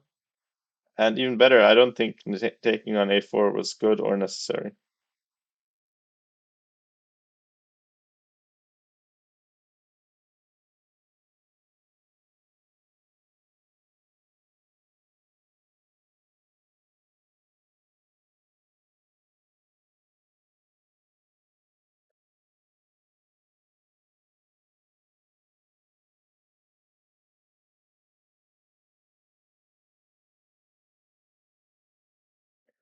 Zoning. Zoning out. Come on, Mersey. King g6, please. Play active. Don't go to g8. That would be depressing. Certainly don't go f8. King f8. That would be even more depressing.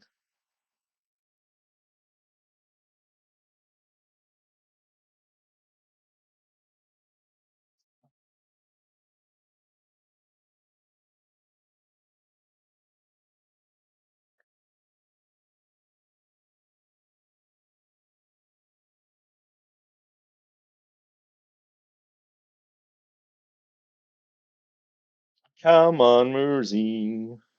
Make the good moves. You can do it. Woo. So happy after f5. I thought she was just gonna roll him. I think she would have if she had thought a bit longer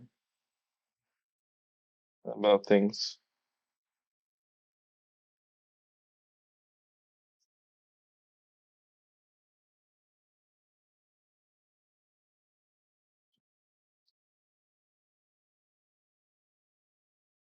She's smirking. She's like, oh my God, what the fuck did we do? I should have thought about the moves before we made them. Okay, come on. King g6. Rook e7. f4. Give yourself a chance there.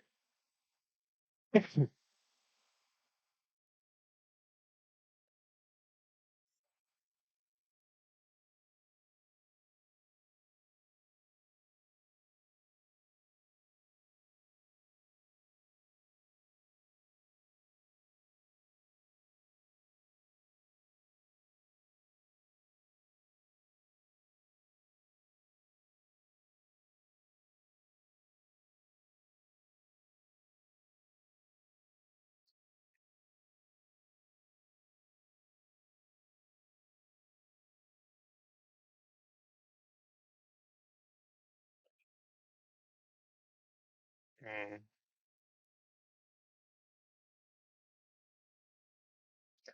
I don't know, Mirzi, come on, you can do it.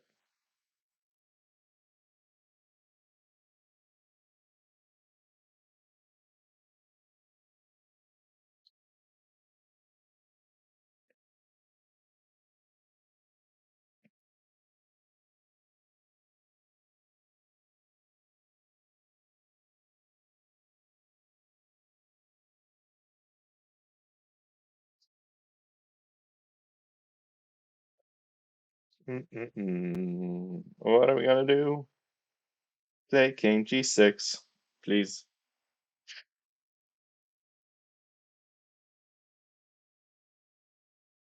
King G6, Rook E7, F4.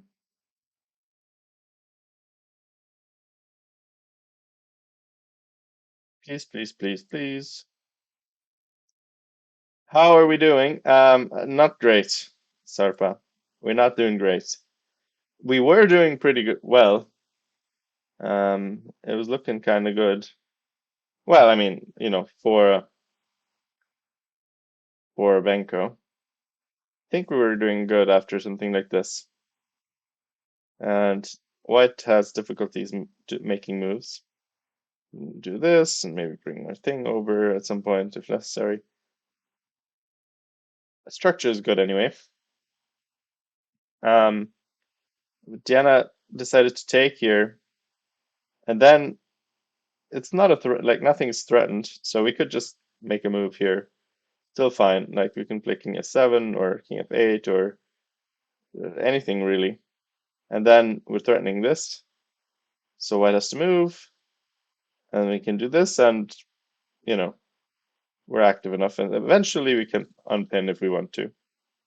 Um, but she went Knight B6 here, which loses on the spot to this, uh, because after Rook B8, let's say, and this is the move order. Well, let's say this, for example, that would promote if we go here. You can go Knight F4 and round this up, and if you go here, then you can go D7 and win. So anyway, this would have been game over right away. He went Rook A1 instead. Um, and here, maybe we have chances if we go here. And then King G8. But Diana went Rook B8, and now all our pieces are trashed here. But maybe we can go King G6, and after Rook E7, F4 takes here. We were thinking here, and then maybe we can eventually get here and try to liquidate, but that would require black to do nothing for a bit, white to do nothing for a bit. So that's what we're hoping for currently. Oh god, she went to F8. That's the worst possible square. Okay, that's the worst possible square. I think that's because now just Rook H7, and I have to go to G8 anyway. So you just, I don't know. Or does she have another plan? I don't know, but I think King of 8 is by far the worst square, unfortunately. Sorry, I'm getting a bit sick.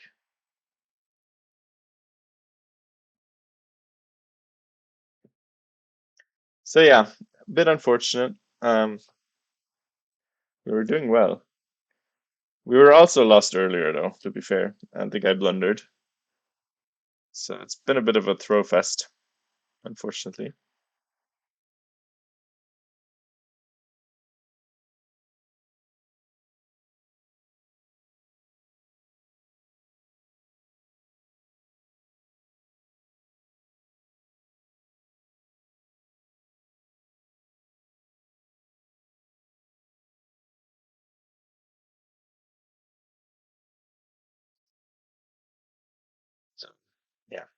we're just hoping for some, I don't know, ridiculous blunders by the guy. I don't know what these would be, to be fair.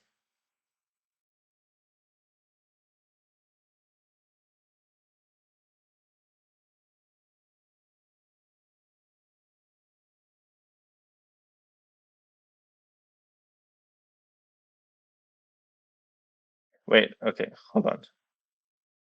He went. What is happening in this game? It's very strange. I mean, it's probably good as well in 94, but like, why don't you just take on H7 and win immediately? But okay, I mean, I guess it's the same idea. The thing is just like now,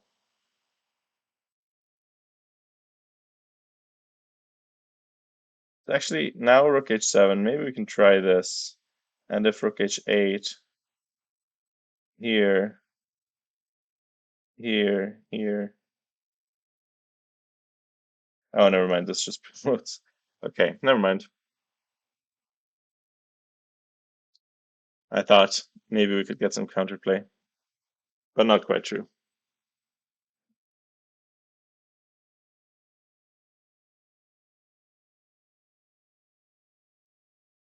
I don't know. Yeah, but maybe here, and then this.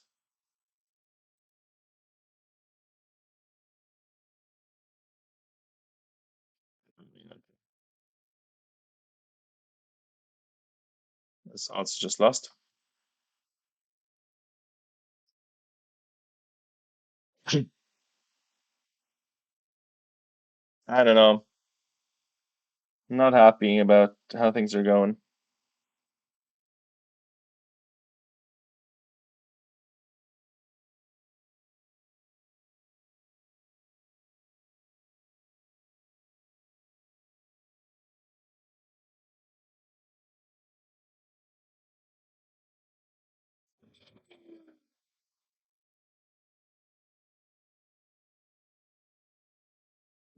Very unfortunate.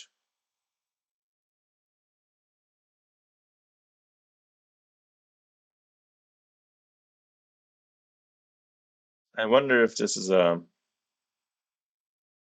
extreme nervousness thing because some of these moves are definitely not.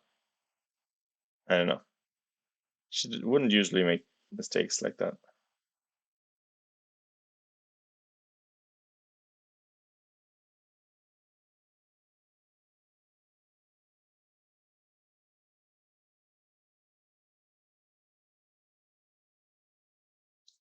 It's the time situation. King F3. I don't know why he's allergic to taking the pawn. I'm very confused by what's happening. I mean, it's fine, I guess, but like, but why?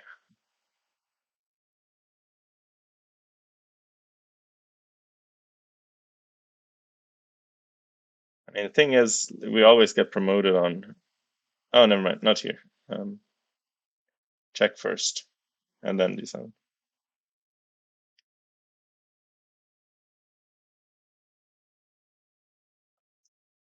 So we can't even move our pieces anywhere. So I guess it doesn't really matter at all what he does. Just goes to show that our king should have been on G6. Very depressing position.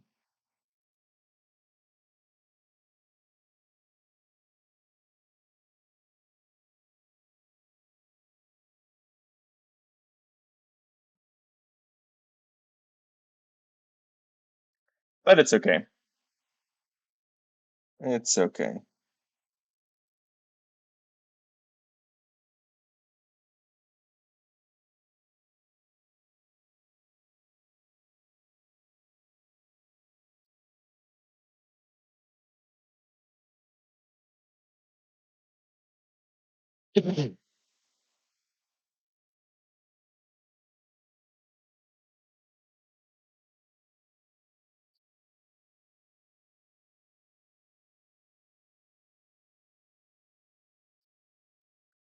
I don't know. Does she have a move here?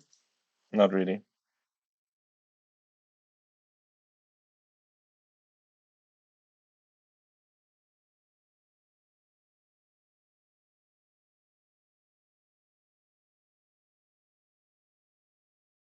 Yeah, I mean the knight on eight is not what you want. Maybe we can play king e8, but like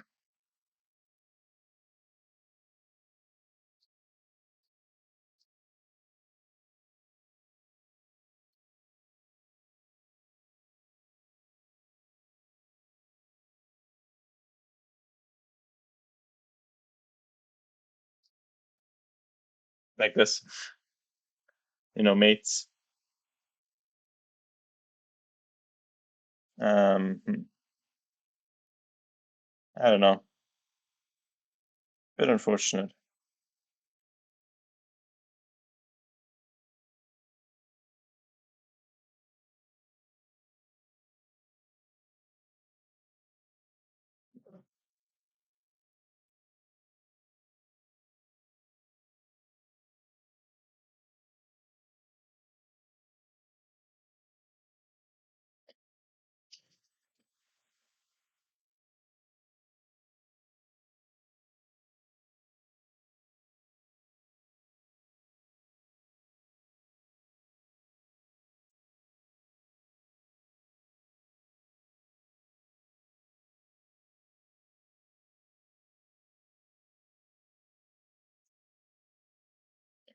She does play knight b6, but yeah, I mean, that is, I guess, what you do. But unfortunately, we did see that this just loses after it takes, check here at d7. So we'll have to hope that he doesn't find this, but and he has been missing things, but this seems a bit too straightforward, unfortunately.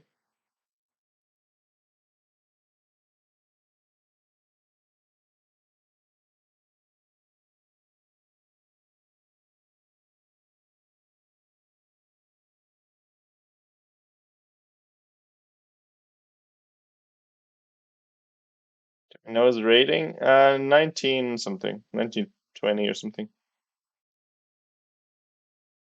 Let's call it beatable.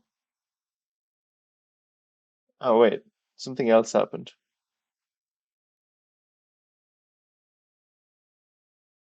Oh, right. Okay. Hi, moral guy. Um, wait, so something different happened.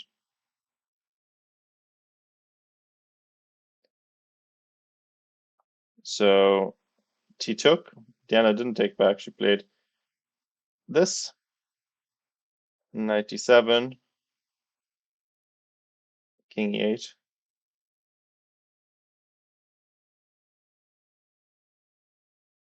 here.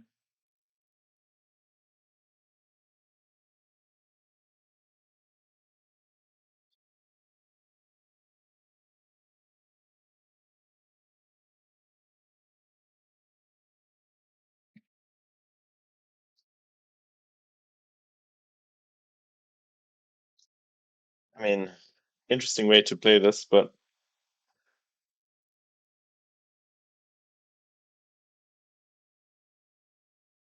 she went the other way.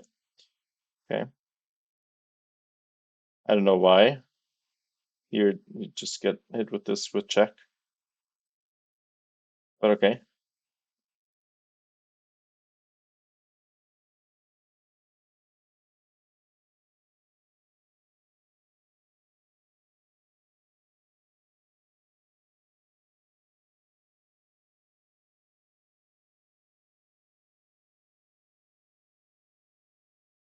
Very irritating way he moves his pieces. If you guys, I don't know, if you guys have played OTB chess, there's some people who just move their pieces in a very irritating way.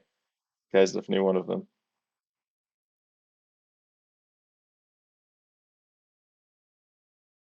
She almost wins. Yeah, almost.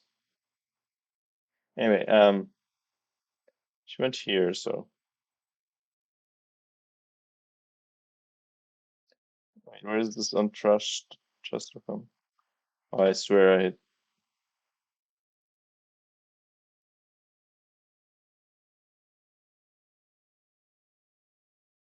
Where the frick is this line?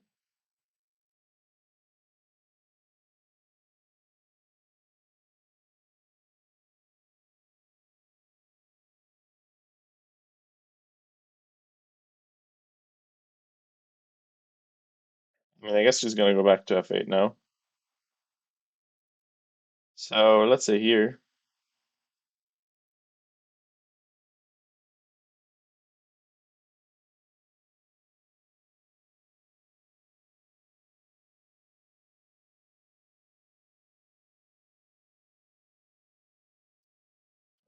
No, okay.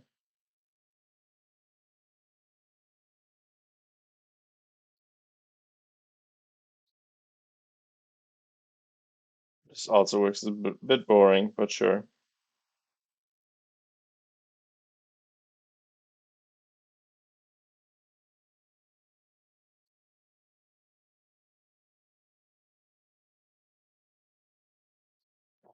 Here you can lose. Yay, we managed to lose. But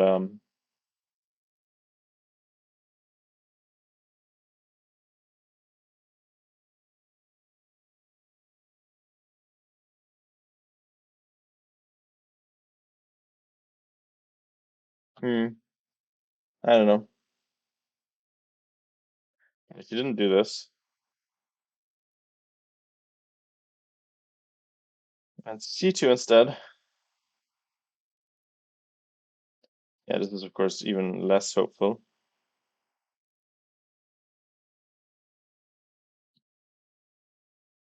Nah, that was not the game. I mean, I don't know. We just had a great position here after this. I mean, great isn't like, you know, a nice Benko position. Hanging with the pawn was unfortunate, and after that we got into a terrible position. Then he blundered, allowing this, and here I think we're just better here. Um, but taking on a4, I don't know, doesn't seem like the way. And if you do it, definitely don't play knight b6 after. So much time, no threats. A bit unlucky. I think she played well. Um,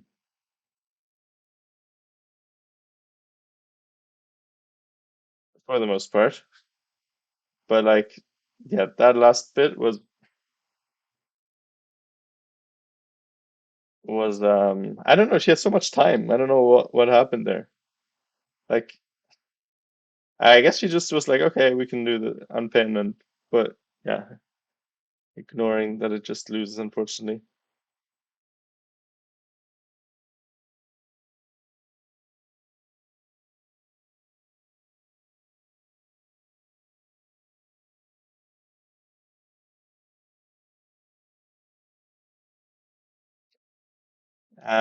Maybe we'll get her on real quick.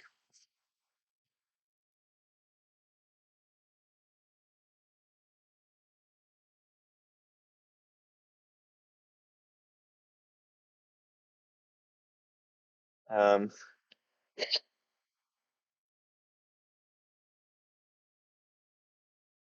I don't know, it's so unfortunate because she was really playing like she was outplaying the guy and then making one big mistake and then getting back by outplaying the guy really hard and then hanging things in one move again. It's really unfortunate.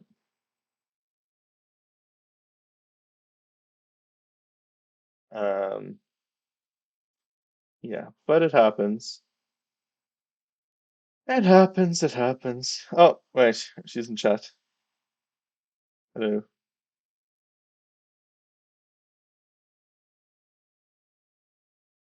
Yeah, I don't know why you did knight b6. It also, like, it wasn't even the best way that he played it. Because after knight b6, after takes, this just wins immediately. This is not even a chance. Um, and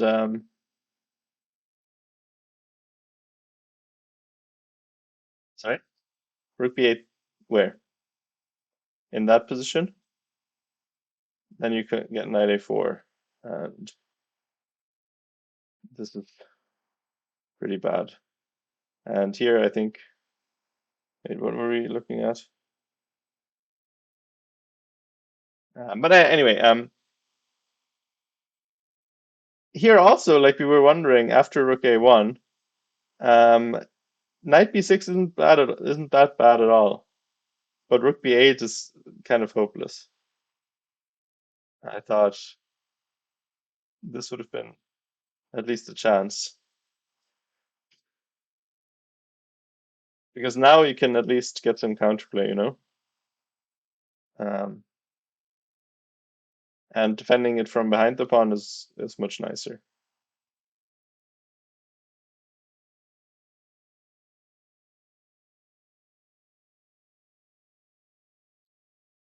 No, just rook d4. Yeah. Here you're winning, I think. If you did that.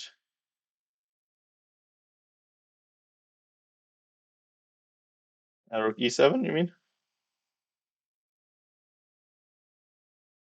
Well, I think you can try different things. I think you can try rook d4. I think the main idea that you also had later on was this. Um, and here you have a lot of counterplay, and it's hard for them to do anything. Because after the rook goes here, it's hard to push the pawns, and then the knight comes to c5, and the pawns are vulnerable. Actually, the same thing could have happened in the game, or a similar thing if he allows it. If you go here, and he goes here, and you go here, and this here, at least I think you have some chances. The thing is, your knight isn't like ready yet, but here you have at least some chances. I mean, this is also not great, but at least, you know, there's some theoretical possibilities for him to mess it up. Anyway, it's tough. Also, you were playing so well to get out of this. I think the real problem, I think after that you were a bit like mentally down. Because if you take with the knight here, I think you have a good position. But with the pawn, it's very slow. Like now he has so much initiative. But yeah, anyway, that's okay. But the thing is about the c pawn, if you take with the knight, like he has to move this first, um, and then you have knight d7. You're gonna bring a second knight, and this is hard to target. Like what piece can even attack it? The only thing that can really attack it is this, and you just trade it off, and then you put your next knight there, and then you can always like go rook e3 or even knight d3. You have lots of counterplay. Um, but yeah, I mean, yeah, not easy.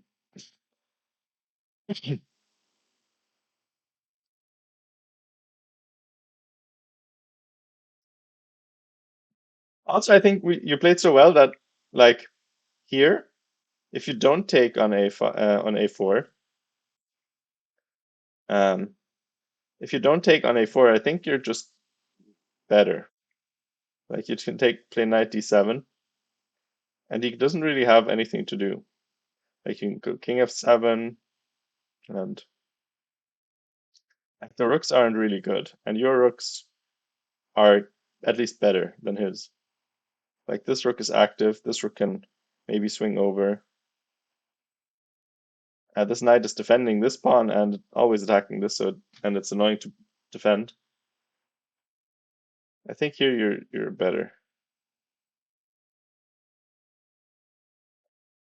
Computer, for example, says that the best move for white here is king h2 and it's minus zero point 0.7, which is kind of ridiculous. So yeah, the material got to you. The Benko spirit left you in the end. That's okay though.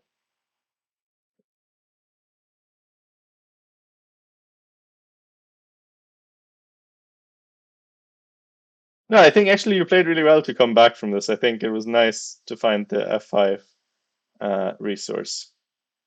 And yeah, I think if you use your time in the end, you're definitely gonna do well in this game. You played so quickly in the end. You had so much time. Or did you? I thought you did.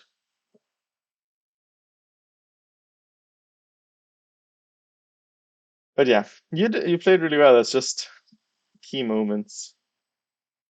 Yeah, you did have a lot of time. I thought so.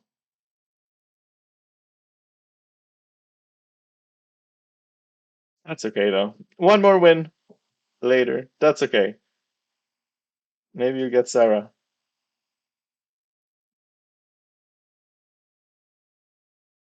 Yeah, I know.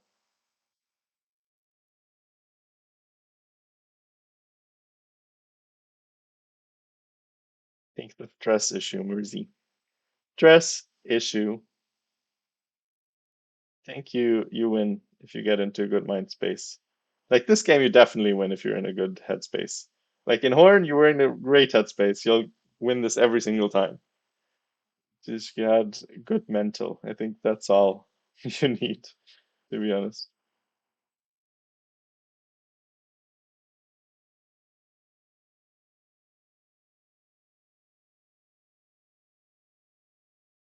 I'm also freaking slimy as fuck. I'm constantly like,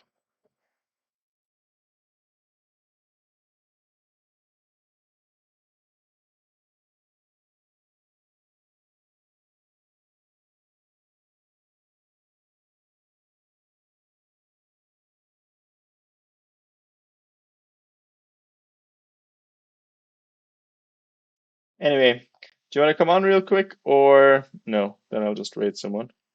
Yeah, I don't know what it means. I'm just breath constipated. My throat has slime, or well, my nose and general area has slime in it. That's what it means. Mucus. Mucusy isn't the word though, so I thought slimy would work.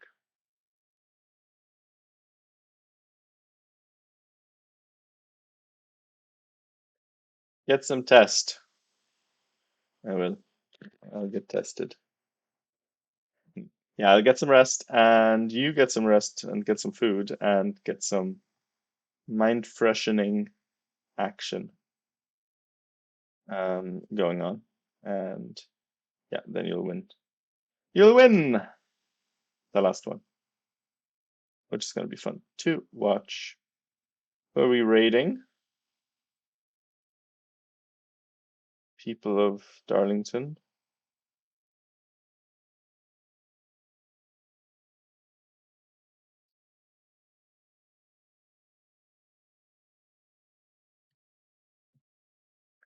Any raidable people? We got some raids yesterday. Can we raid back?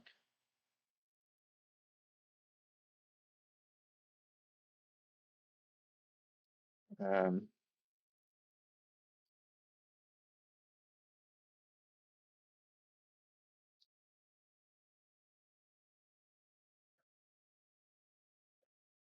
any suggestions? Chess time machine.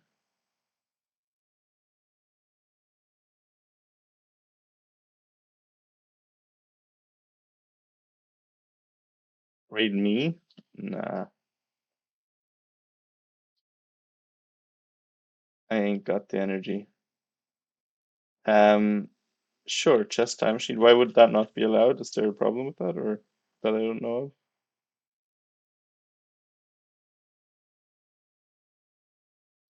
I don't see this. Oh, here. Okay, sure.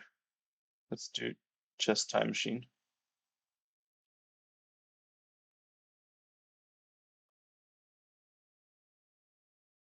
Oh yeah, yeah, whatever. We don't know about such things. So we're rating chess time machine. Um, and yeah, I'll see you in 1.5 hours or so. Well, I guess more like 2 hours. Um, for the last round, um, yeah, I think a win will be necessary to get back to the 2000. I think we might have lost the 2000 there. But we'll get back. So this is the round that matters, and yeah, it'll be fine. And I'll send you over. So goodbye.